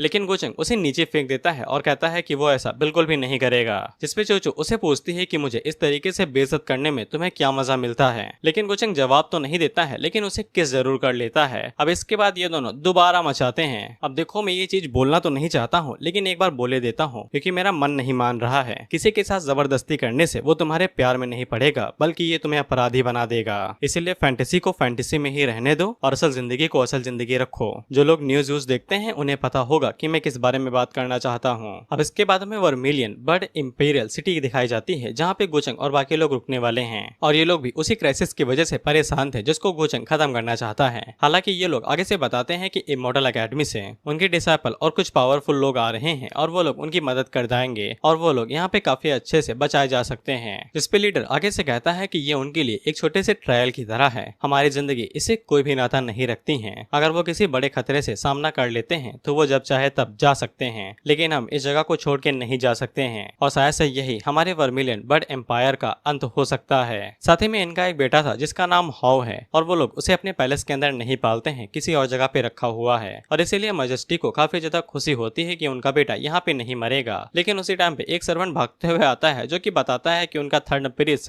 यानी कि हाउ वापस आ चुका है। इसके बाद हम लोग हाउ को देखते हैं जो कि अपने एक जूनियर ब्रदर और जूनियर सिस्टर के साथ आता है। वहीं पे उसका जूनियर ब्रदर जिसका नाम वैंग साओ था वो आगे से कहता है कितनी घटिया जगह है, मुझे नहीं लगता है कि यहाँ पे कोई सेक्रेट एम्परर रियलम का बंदा भी होगा। वहीं पे उसकी जो जूनियर सिस्टर थी उसका नाम किंग जुआन था। ये देखने में तुम्हें किंगसू की तरह लग सकती है क्योंकि दोनों जुड़वा बहने हैं, आगे इनकी स्टोरी जान लेना। अब हाउ वैंग साओ के सवाल का काफी अच्छे से जवाब देता है, ये कहते हुए कि एक लड़का अपनी मदर को कभी नहीं छोड़ता भले ही वो बदसूरत हो, एक डॉग कभी भी अपने मालिक को नहीं छोड़ता है भले ही वो पुअर हो। इसी तरीके से किसी को भी अपनी जड़ें यानी घर को नहीं भूलना चाहिए। मुझे यहीं से तुम्हारे सेक्टर में भेजा गया था और अगर यहाँ पे कुछ भी होता है तो फिर मैं पक्का वापस आऊंगा ये चेक करने के लिए कि क्या चल रहा है। लेकिन वैंग साओ को अभी भी यकीन नहीं हो रहा था कि ये जगह हाउ जैसे बंदे को जन्म दे सकती है जो कि इतना ज्यादा पावरफुल हो। जिसपे हाउ आगे से बताता है कि मैंने तुम्हें पहले ही बताया था कि मेरी फैमिली इतनी ज्यादा ताकतवर नहीं होगी, लेकिन इसके बावजूद मैं काफी ज्यादा शुक्रगुजार हूँ कि मैं यहाँ पे पैदा हुआ। मेरे फादर ने मुझे जो भी कल्टीवेशन रिसोर्स हो सकते थे वो सभी दिए और जब उनकी ट्रेजरी यानी कि खदान खाली हो गई तब मुझे इस जगह को छोड़ के जाना पड़ा। इस पे वैंग साओ आगे से कहता है कि आपने ये कहानी कभी सुनाई नहीं। खैर अब इसके बाद वहाँ पे हाउ के फादर आ जाते हैं तो हाउ वैंग साओ से कहता है कोई सीन क्रिएट मत करना, जब मेरे बाप से मिलना शांत ही रहना।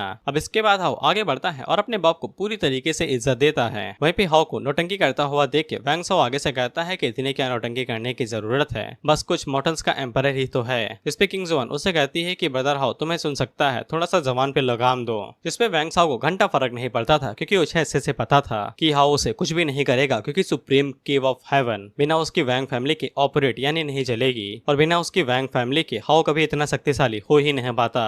किंग जुआन को काफी ज्यादा गुस्सा आता है लेकिन इसके बावजूद वो कुछ कह नहीं पाती है। अब उसी टाइम पे वहाँ पे गोचंग और उसकी टीम के जितने भी लोग थे वो सभी शिप से वहाँ पे आ जाते हैं। वे जब वो लोग इस जगह को देखते हैं तो काफी ज्यादा हैरान होते हैं क्योंकि उन्हें लगा था कि ये वर्मिलियन बर्ड एम्पायर होगा जो कि वर्मिलियन बर्ड क्लैन के साथ थोड़ी देर के लिए एफिलिएटेड है, लेकिन लेकिन उनकी उम्मीदों पे पानी फिर गया है क्योंकि ये काफी ज्यादा छोटा सा किंगडम है जिसपे कुछ लोग बताते हैं कि यहाँ पे कई बार हमले हुए हैं, इसीलिए जो ताकतवर लोग होते हैं वो पहले ही काफी जगहों को हड़प चुके हैं। वहीं पे हाउ अपने फादर से पूछता है कि ये क्या है, तो वो आगे से बताते हैं कि इमॉर्टल एकेडमी ने कुछ डिसाइपल्स को भेजा है ताकि वो मुसीबत को कम कर सकें। हाउ इस बात से काफी ज्यादा निराश होता है कि सिर्फ यहाँ पे डिसाइपल्स को भेजा गया। वहीं पे वैंग सॉ मन के अंदर सोचता है कि पता नहीं वो लोग कितने ज्यादा शक्तिशाली होंगे, क्या वो मेरी केव ऑफ हेवन से ज्यादा शक्तिशाली हैं या फिर उनकी इमॉर्टल एकेडमी। इस पे किंग जुआन आगे से कहती है कि उनके डिसाइपल्स कमजोर नहीं है, खासकर रैंक्ड डिसाइपल। वहीं पे हाउ को भी समझ में आ जाता है कि जो डिसाइपल्स भेजे गए हैं उन्हें उनकी वर्मिलियन बर्ड क्लैन से घंटा फर्क नहीं पड़ता है कि वो मरता है या जीता है, उन्हें सिर्फ ट्रायल्स के बारे में ही फिक्र है। इसीलिए हाउ को समझ में आ जाता है कि उसे ब्रेक थ्रू करना ही पड़ेगा अगर उसे अपने क्लैन को बचाना है। वहीं पे हाउ उन दोनों से कहता है कि चलो चल के हम लोग इंतजार करते हैं और आराम कर लेते हैं। तुम्हारे टेम्पर के साथ मुझे पता है कि तुम उनके साथ पक्का न पक्का कोई सीन कर ही दोगे। वो लोग भी इस बात को समझते हैं और वहाँ से आराम करने के लिए चले जाते हैं। लेकिन वहीं पे किंग जुआन को कुछ अजीब सा ऑरा महसूस होता है जो उसे जाना पहचाना लगता है और ये और कुछ नहीं सुकिंग के साथ ही जुड़ा हुआ था। वहीं पे सुकिंग के दिल में अचानक से दर्द होने लगता है और उसकी वैल्यू बढ़ने लगती है। गुजंग पूछता है तुम्हें क्या हुआ, तो सुकिंग कहती है कि वो बिल्कुल ठीक है। और उसी टाइम पे सिस्टम की तरफ से गुजंग को नया मिशन आ जाता है जो कि सुकिंग की तरफ से था। गुजंग अपने मन के अंदर सोचता है कि ये लोअर रियलम की छोटी सी लड़की के पास अचानक से ये मिशन कहाँ पे आ गया। वहीं पे सुकिंग को भी अजीब सी फीलिंग महसूस हो रही थी। अब इसके बाद वहाँ पे चूचू आती है तो सभी लोग उसे पूछते हैं कि आप कल रात आराम की, मैंने सुना था कि आप अपनी केव के अंदर सुबह 5 बजे तक कल्टीवेट कर रही थी। वहीं पे गुजंग भी उसे छेड़ते हुए कहता है कि तुमने काफी अच्छे से आराम किया होगा, अब क्या तुम मेरी मदद कर सकती हो इस ट्रायल को पास करने में। वहीं पे वो सभी लोग काफी ज्यादा खुश हो जाते हैं क्योंकि अगर चूचू उनकी मदद करेगी तो वो काफी आसानी के साथ ही इस क्राइसिस को खत्म कर सकते हैं और अपने ट्रायल को जल्दी पूरा कर सकते हैं। वहीं पे चूचू आगे से कहते हैं कि गुजंग खुद में ही इतना ज्यादा काबिल है तो फिर उसे मदद करने की क्या ही जरूरत है।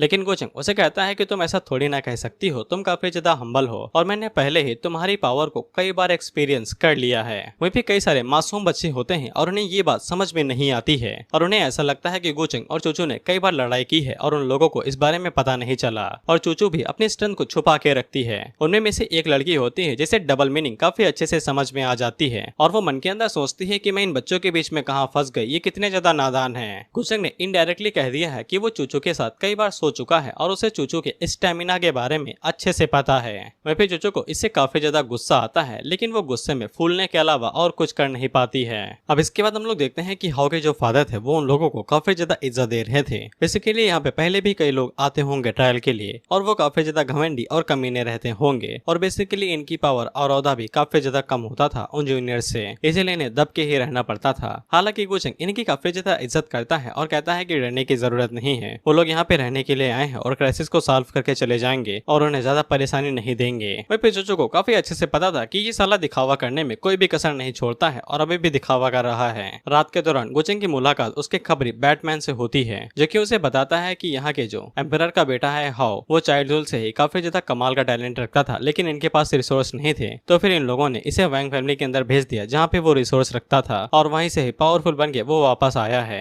वहीं पे गुजंग को शक था शायद से हाउ का रिकार्नेशन कोई सुप्रीम बीइंग हो सकता है, हालांकि वो इसे अभी के लिए छोड़ देता है। और वहीं पे चूचू पहले ही काम पे लग चुकी थी इंटरनल ओवरकास्ट के पीछे के बारे में पता लगाने के लिए कि वो कहाँ पे हैं और गुजंग का काफी ज्यादा समय इससे बच सकता था। हालांकि वो अभी गुजंग से मिलना नहीं चाहती है। इसके बाद वो अपने बैटमैन से पूछता है कि सुकिंग ने अपने कदम बढ़ाना शुरू कर दिए हैं, तो बैटमैन बताता है कि हाँ उसने शुरू कर दिए हैं। इसके बाद गुजंग सिस्टम से पूछता है क्या उसका मिशन उसके बैकग्राउंड से रिलेटेड है, इस पे सिस्टम हाँ कहता है। अब गुजंग को समझ में आ जाता है कि उसे सुकिंग के हर एक कदम के ऊपर काफी अच्छे से नजर रखनी पड़ेगी। वहीं पे गुजंग का प्लान ये था कि अब वो पूरे ड्रैगन वेन ऑफ वर्बिलियन एम्पायर को टुकड़ों में बांट देगा और उसे निगल जाएगा, जैसा कि उसने एशियन कॉन्टिनेंट के साथ किया था। वहीं पे हाउ को पता चल जाता है कि गुजंग और चूचू यहाँ पे आए हुए हैं और उसने भी गुजंग के बारे में काफी ज्यादा सुन रखा था कि वो काफी ज्यादा शक्तिशाली है, लेकिन उसे एक बात समझ में नहीं आती है कि वो यहाँ पे उसके फादर से इतना ज्यादा विनम्र होके बात क्यों कर रहा था। वहीं पे उसके फादर कहते हैं कि तुम दोनों एक ही जनरेशन से हो, शायद से तुम दोनों अच्छे दोस्त बन सकते हो।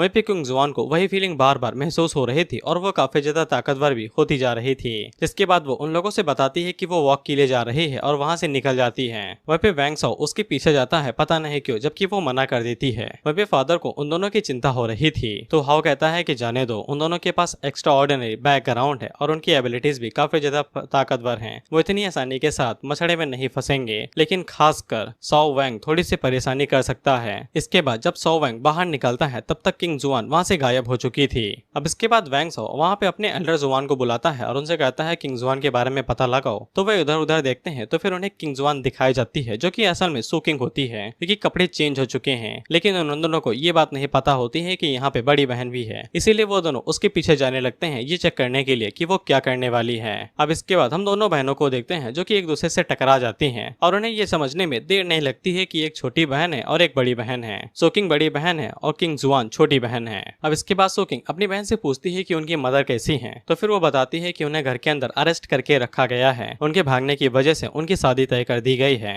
और इससे पूरी फैमिली ही काफी ज्यादा शर्मनाक मंजर से गुजर रही है और उसे काफी ज्यादा दुख होता है कि वो अपने टैलेंट के साथ उनकी मदद नहीं कर सकती है। हालांकि सू किंग उसे बिल्कुल भी दोष नहीं देती है और उससे कहती है कि उसकी लाइफ भी काफी ज्यादा कठिन होगी। वहीं पे किंग जुआन अपनी बड़ी बहन से पूछती है कि तुम ऊपर कैसे आई, जिस पे सू किंग उसे बताती है कि लंबी कहानी है, जिसके बाद वो दोनों बैठ जाती हैं और एक दूसरे के साथ बातें करते हुए लंबी कहानी को बिता देती हैं। हमें सू किंग की लाइफ के बारे में सब कुछ पता है कि वो भी गोचंग की मेड है और कहीं भी जा सकती है, इसीलिए किंग जुआन आगे से कहती है कि वो अपनी लाइफ फैमिली के अंदर ही बिताती है और किंग जुआन अपनी फैमिली के लिए वो सभी काम करती है जो वो चाहते हैं ताकि वो अपनी मदर को बचा सके। लेकिन तुम्हें तो पता ही है हर किसी को अपनी लाइफ से अपोजिट लाइफ चाहिए होती है, इसीलिए किंग जुआन कहती है कि उसे सू किंग की लाइफ जीनी है, भले ही वो एक मेड की तरह है लेकिन इसके बावजूद वो आजाद है। इसीलिए सू किंग यहाँ पे आइडिया निकालती है और वो अपनी छोटी बहन से कहती है कि चलो हम दोनों अपनी पहचान बदल लेते हैं, अब इससे किसी को भी कुछ भी नहीं पता चलेगा, एक तो हम दिखने में सेम हैं और कोई भी कुछ बता नहीं पाएगा। लेकिन किंग जुआन आगे से कहती है कि अगर वो लोग पकड़े गए तो फिर क्या होगा। लेकिन सू किंग अपने पास से ईसेंट स्पेल बाहर निकालती है जो उनके ऑरा को छुपा सकता है और अगर वो लोग सावधान रहती हैं तो सब कुछ ठीक रहेगा। बस किंग जुआन को इतना ध्यान रखना है कि गोचंग उसके बारे में कुछ भी सस्पिशियस पता न लगा ले और अगर उसे कुछ भी जरूरत पड़ेगी तो वो उसकी मदद कर देगी और यही एक तरीका है उसकी इच्छा को पूरा करने का। जिसके बाद वो अपनी आइडेंटिटी को स्विच कर लेती है तो फिर किंग जुआन अपनी कहानी उसे बताना शुरू करती है। वहीं पे सू किंग की ट्विन सोल बाहर निकलती है और उसे कहती है कि तुम तो गोचंग की भी मां निकली, साला तुम अपनी छोटी बहन को ही ठगे ले रही हो। हालांकि सू किंग उसे शांत करा देती है ये कहते हुए कि आइडेंटिटी को एक्सचेंज करना हमारे लिए ही फायदेमंद है, इससे मेरी छोटी बहन की भी मदद मिल जाएगी और हम गोचंग की नजरों से भी बच पाएंगे, जो हम पे शक करता है वो मिट जाएगा और साथ ही में हम आगे जो कांड करने वाले हैं उसमें भी हमें काफी ज्यादा फायदा होगा। और फायदे की बात सुन के ट्विन सोल को कोई भी दिक्कत नहीं थी और वो इसके लिए परमिशन दे देती है। अब इसके बाद वो दोनों अपनी आइडेंटिटी को स्विच कर लेते हैं और सू किंग अपनी बहन को खासकर एडवाइस देती है कि गोचंग के सामने होशियार बनने की कोशिश मत करना, नहीं तो वो तुम्हें कच्चा चबा जाएगा और कोई बचा भी नहीं पाएगा। अब इसके बाद वो दोनों अपने कपड़ों को भी वहाँ पे चेंज कर लेती हैं। अब इसके बाद हम लोग किंग जुआन को देखते हैं जिसने सू किंग के कपड़े पहने हुए थे। अब वो गोचंग से मिलने के लिए जा रही थी लेकिन उसे चिंता हो रही थी कि गोचंग के सामने वो क्या कहेगी और क्या करेगी। लेकिन उसी टाइम पे वहाँ पे वैंग साओ आ जाता है जो कि उसे पूछता है कि तुम यहाँ पे क्या कर रही हो, क्योंकि किंग जुआन यहाँ पे सू किंग बनी हुई थी तो वो सू किंग की तरह एक्टिंग करती है और वैंग साओ को इग्नोर करते हुए आगे बढ़ने लगती है। हालांकि वैंग साओ उसे कहता रहता है कि मैं तुमसे बात कर रहा हूँ किंग जुआन, लेकिन किंग जुआन उसकी बातों को इग्नोर कर रही थी। लेकिन वैंग साओ अपनी हद पार कर देता है और उसके कंधे के ऊपर हाथ रख के कहता है कि मैं सिर्फ हाओ की वजह से ही तुम्हें जूनियर सिस्टर कहता हूँ, तुम्हें अपनी औकात नहीं भूलनी चाहिए और ये भी मत भूलो अपने इंस्पेक्टर के बारे में, क्योंकि किंग जुआन अब यहाँ पे किंग जुआन तो थी नहीं, वो सू किंग होने का पूरा फायदा उठाती है और सारी भरास निकाल देती है उस पर ये कहते हुए कि तुम्हें लगता है कि मैं तुमसे बिलोंग करती हूँ, जिसके बाद वो उसके पेट के ऊपर खींच के लात मारती है। वैंग साओ उसके ऊपर चिल्लाते हुए कहता है कि तुम्हारी इतनी हिम्मत कि तुम मेरे ऊपर हमला करो, क्या तुम्हें लगता है कि तुम्हारी जी फैमिली तुम्हें बचा सकती हो। वहीं पे किंग जुआन को तो ये बचपन से ही करना था और सू किंग की बॉडी की वजह से अब वो कर भी पा रही थी, जिसके बाद वो अटैक करने के लिए आगे बढ़ती है। लेकिन उसी टाइम पे वहाँ पे वैंग साओ का एल्डर आ जाता है जो कि उसे पीछे धकेल देता है। किंग जुआन आगे से कहते हैं सेक्रेड लॉर्ड रियलम, अगर यंग मास्टर यानी गोचंग को इसके बारे में पता चलता है तो फिर तुम्हें कोई भी नहीं बचा सकेगा। वहीं पे एल्डर को भी थोड़ा सा अजीब लगता है कि किंग जुआन अजीब सी बातें कर रही है, लेकिन वैंग साओ आगे से कहता है कि उसका दिमाग खराब हो गया है, उसे जल्दी से सप्रेस करो, जिसके बाद हम उसे अच्छा सा सबक सिखाएंगे। और एल्डर ऑर्डर को मानते हुए वहाँ पे अपनी आवर को रिलीज करता है और अटैक करने के लिए रेडी हो जाता है। हाओ को ये एरो महसूस होता है और वो तुरंत वो चेक करने के लिए वहाँ पे तेजी की तरफ आगे बढ़ने लगता है और मन के अंदर सोचता है कि पता नहीं ये लोग क्या कर रहे हैं। वह गोचंग ये सब कुछ देख रहा था और अपने मन के अंदर सोचता है कि यहाँ पे प्रिंस के बीच में सेक्रेड लॉर्ड का भी ऑरा है। ऐसा लगता है कि यहाँ पे सभी चीजें अपने हिसाब से चलने लगी हैं, शायद से अब विलन को यहाँ पे अपना जलवा दिखाना चाहिए। वहीं पे हम लोग सू किंग को देखते हैं जिसे पता चल जाता है कि वो एल्डर का सामना आसानी के साथ नहीं कर सकती है और वो अटैक्स को इधर उधर डॉज करते रहती है। वहीं पे वैंग साओ एल्डर से कहता है कि पूरी ताकत से अटैक करो, जो होगा वो देखा जाएगा। इसके बाद वो अपनी पूरी ताकत से किंग जू के ऊपर अटैक करते हैं, लेकिन उसी टाइम पे हम लोग देखते हैं कि वहाँ पे हाओ आ जाता है जो कि उस अटैक को डिफ्लेक्ट कर लेता है और वैंग साओ से पूछता है कि तुम क्या कर रहे हो, जिसपे वैंग साओ जवाब देता है कि जूनियर सिस्टर पागल पागल हो चुकी है, उसने मुझे मारने की कोशिश की, इसीलिए एल्डर को एक्शन लेने के लिए बाहर आना पड़ा। हाउ को इस बात के ऊपर बिल्कुल भी यकीन नहीं होता है और वो कहता है कि ऐसा हो ही नहीं सकता है कि जूनियर सिस्टर अटैक करे। वहीं पे किंग जुआन नाटक करते हुए कहती है कि कौन तुम्हारी सिस्टर है, मेरा नाम सुकिंग है। उसी टाइम पे वहाँ पे सुकिंग आ जाती है जो कि किंग जुआन बनी हुई थी और वो उन लोगों से पूछती है कि यहाँ पे क्या चल रहा है। मुझे धमाके की आवाज सुनाई दी और वो सभी लोग वहाँ पे एक और किंग जुआन को देख के हैरान हो जाते हैं। वैंग साओ हैरान होकर पूछता है कि यहाँ पे दो किंग जुआन क्या कर रही हैं। वहीं पे एल्डर आगे से कहता है कि कुछ तो गड़बड़ है, सावधान रहना।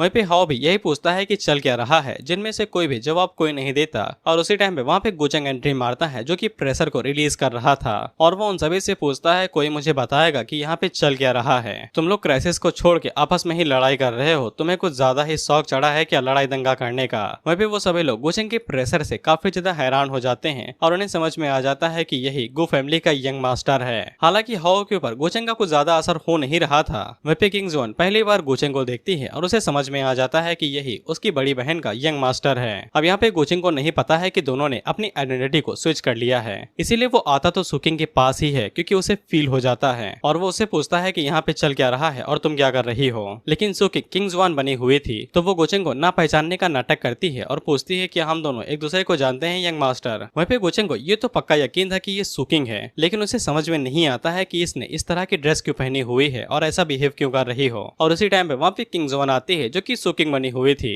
और वो गोचंग से पूछती है कि आप आखिरकार यहाँ पे आ ही गए। अब यहाँ पे गोचंग दो सुकिंग को देख के काफी ज्यादा कंफ्यूज हो जाता है और उसे कुछ भी समझ में नहीं आता है। इसके बाद वो असली वाले सुकिंग की तरफ देखता है और उसे ऊपर की तरफ उसकी लक वैल्यू दिखाई दे जाती है और उसे समझ में आ जाता है कि यही सुकिंग का मिशन है और उन्होंने पहले ही अपनी बॉडी और अपनी आइडेंटिटी को स्विच कर लिया है। जिसके बाद वो असली वाले सुकिंग से दूर हो जाता है और किंग जुआन से चिपकते हुए कहता है कि माफ कर दो, मैंने तुम्हें गलत पर्सन समझ लिया था। जिसके बाद वो किंग जुआन से पूछता है कि तुम्हें इतनी बुरी तरीके से बुली किसने किया। हालांकि किंग जुआन को छोटे बिल को ना के बराबर लगी हुई थी, लेकिन वो एक्टिंग ऐसे कर रहे थे जैसे किसी ने उसका गुर्दा निकाल लिया हो। इसके बाद वो वैंग साओ और उसके एल्डर की तरफ इशारा करते हुए कहते हैं कि इन लोगों ने मुझे हैरास किया है और मेरे ऊपर अटैक किया। वहीं पे गोचंग उन लोगों से कहता है कि तुम्हारी इतनी हिम्मत कि तुम लोग मेरे ही इंसान को, मेरे पर्सन को परेशान करने की कोशिश कर रहे हो। वहीं पे किंग जुआन गोचंग से माफी मांगती है उसे रात के टाइम पे परेशान करने के लिए, लेकिन गोचंग उसे गोद में उठा लेता है और उसे कहता है तुम्हारे इंटरनल ऑर्गन्स तो ठीक है ना, उन्हें ज्यादा परेशानी तो नहीं हुई। और वो किंग जुआन की काफी ज्यादा केयर कर रहा था। इसे किंग जुआन भी काफी ज्यादा हैरान होती है कि इतना ताकतवर इंसान इतना ज्यादा प्यार से उसकी बहन को ट्रीट करता है और उसे लगता है कि उसकी बहन काफी ज्यादा खुश होगी। इसके बाद वो बड़े प्यार से उसे नीचे भी रख देता है, ये कहते हुए कि आराम करो।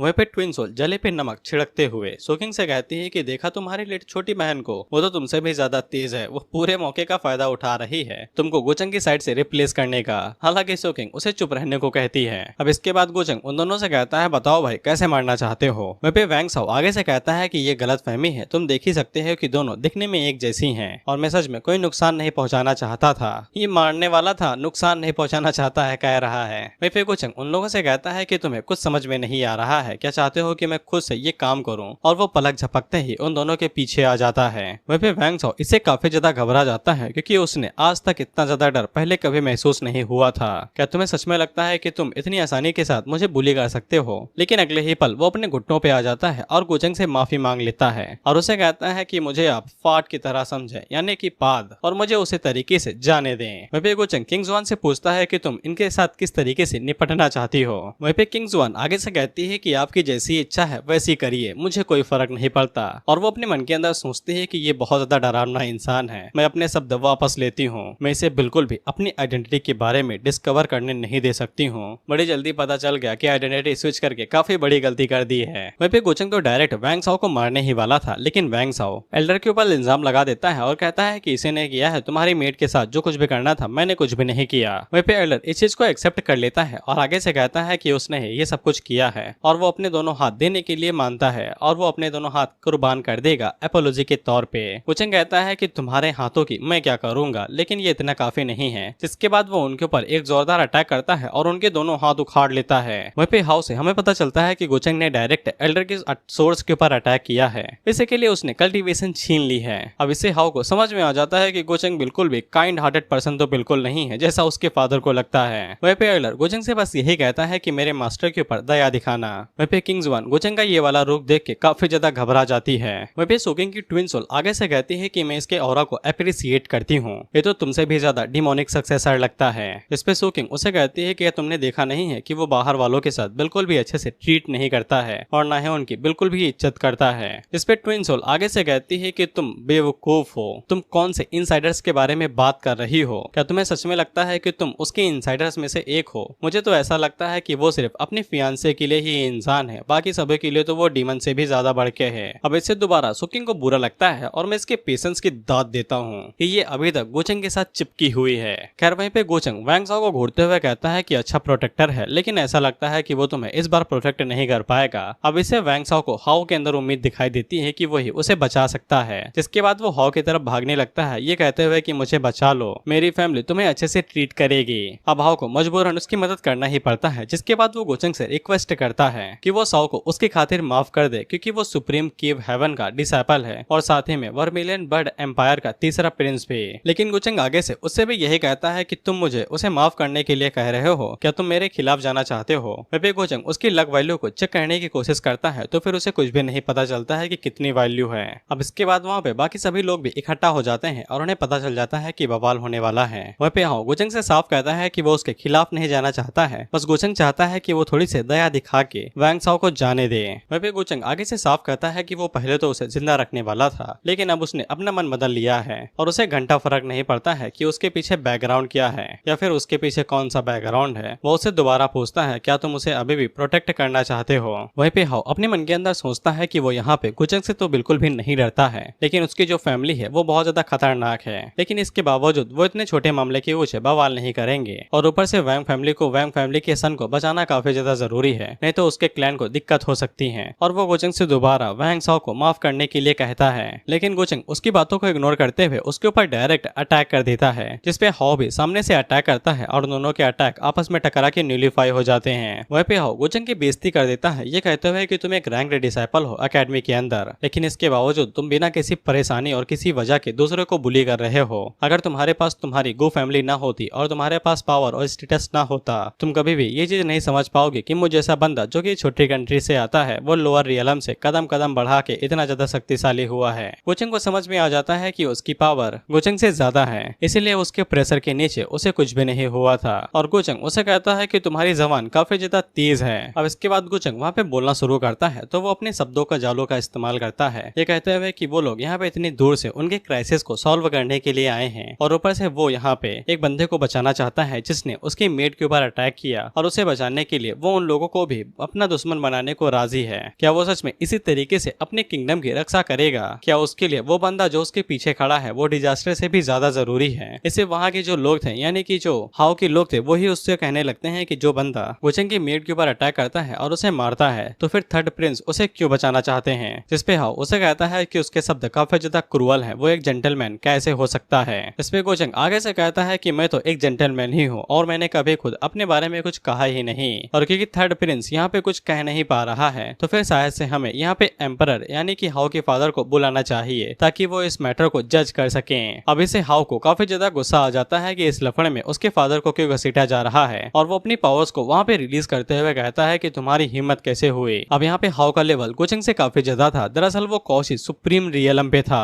और अब यहाँ पे हाओ सबसे पावरफुल बंदा है। वहीं पे वैंग साओ को काफी ज्यादा खुशी होती है कि अब वो बच लिया जाएगा। वहीं पे सुकिंग भी काफी ज्यादा हैरान होती है क्योंकि यहाँ पे कभी किसी ने बताया ही नहीं था कि यहाँ पे एक ऐसा भी बंदा है जो कि कौशी सुप्रीम लेवल को अचीव कर चुका है इतनी कम उम्र में। वहीं पे हाओ को लगता है कि अब पड़ला उसकी तरफ है और वो गोचंग से कहता है कि ये सारा बवाल उसकी गलती थी, एम्पायर का इसे कोई लेना देना नहीं है, तो फिर उसके फादर को इसमें क्यों घसीटा जा रहा है। हालांकि गोचंग को उसके सुप्रीम कौशी रियलम पे होने से घंटा फर्क नहीं पड़ता था। जिसके बाद वो एक चुटकी बजाता है तो हम लोग देखते हैं कि वहाँ पे गोचंग उसी सुप्रीम शील्ड का इस्तेमाल करता है जो वो अक्सर किया करता था। हम देखते हैं कि ऊपर से एक भारी भरकम सील आती है और वो जैसे जैसे नीचे आ रही थी तो फिर ग्रेविटी की वजह से पानी उथल पुथल होने लगता है और इस सुप्रीम वेपन को देख के तो हाओ के पसीने छूटने लगते हैं और उसे समझ में आ जाता है कि ताकत के बीच में भले ही गोचंग उसे कमजोर हो लेकिन पावर के मामले में गोचंग उसे ज्यादा शक्तिशाली है। अब यहाँ पे ताकत यानी स्ट्रेंथ का मतलब होता है मसल की पावर यानी खुद की पावर, जो बॉडी से निकाली जाती है उसको स्ट्रेंथ कहते हैं, और जो बाहर से यूज की जाती है जैसे गोचंग ने यहाँ पे सील का इस्तेमाल किया तो वो पावर हो जाएगी जो कि एक्सटर्नल फोर्स है यानी बाहरी ताकत। जैसे कि एक बंदा अपनी ताकत से दुश्मनों को मारता है तो एक पुलिस वालों को खरीद के। वहीं पे गोचंग हाओ से कहता है कि अभी भी अटैक करोगे। अब इसके बाद हम लोग देखते हैं कि कुछ लोग हाओ के फादर को वहाँ पे ले आते हैं तो गोचंग उन्हें डांटता है और उनसे कहता है कि मैंने कहा था कि इन्हें इनवाइट यानी प्यार से लेके आओ, तुम इनकी बेइज्जती क्यों कर रहे हो। वहीं पे हाओ के फादर गोचंग से पूछते हैं कि यहाँ पे चल क्या रहा है तो गोचंग आगे से बताता है कि कुछ नहीं, बस आप यहाँ पे शो देखिए और एंजॉय करिए। वहीं पे हाओ अब अपने कदम पीछे ले लेता है क्योंकि वो गोचंग से अब जीत नहीं सकता था। वहीं पे वैंग साओ उसे कहता है क्या तुम मुझे छोड़ के जाने वाले हो, लेकिन हाओ उसे कहता है कि अब उसे गिव अप करना पड़ेगा, जिसके बाद वो गोचंग की साइड पे चला जाता है और वो गोचंग से कहता है कि अब इसका मेरे फैमिली और मेरे वर्मिलियन बर्ड एम्पायर से कोई भी लेना देना नहीं है। गोचंग उसे कहता है कि समझदार हो, सिचुएशन को जल्दी समझ गए। फिर गोचंग मन के अंदर सोचता है कि अब मैं इसका इस्तेमाल तुम्हारी वैल्यू कट करने के लिए करूंगा, जिसके बाद तुम्हारे तरफ आगे बढ़ूंगा। इसके बाद वो अपनी शील्ड का इस्तेमाल करता है और उस बंदे को मार गिराता है यानी वैंग साओ को।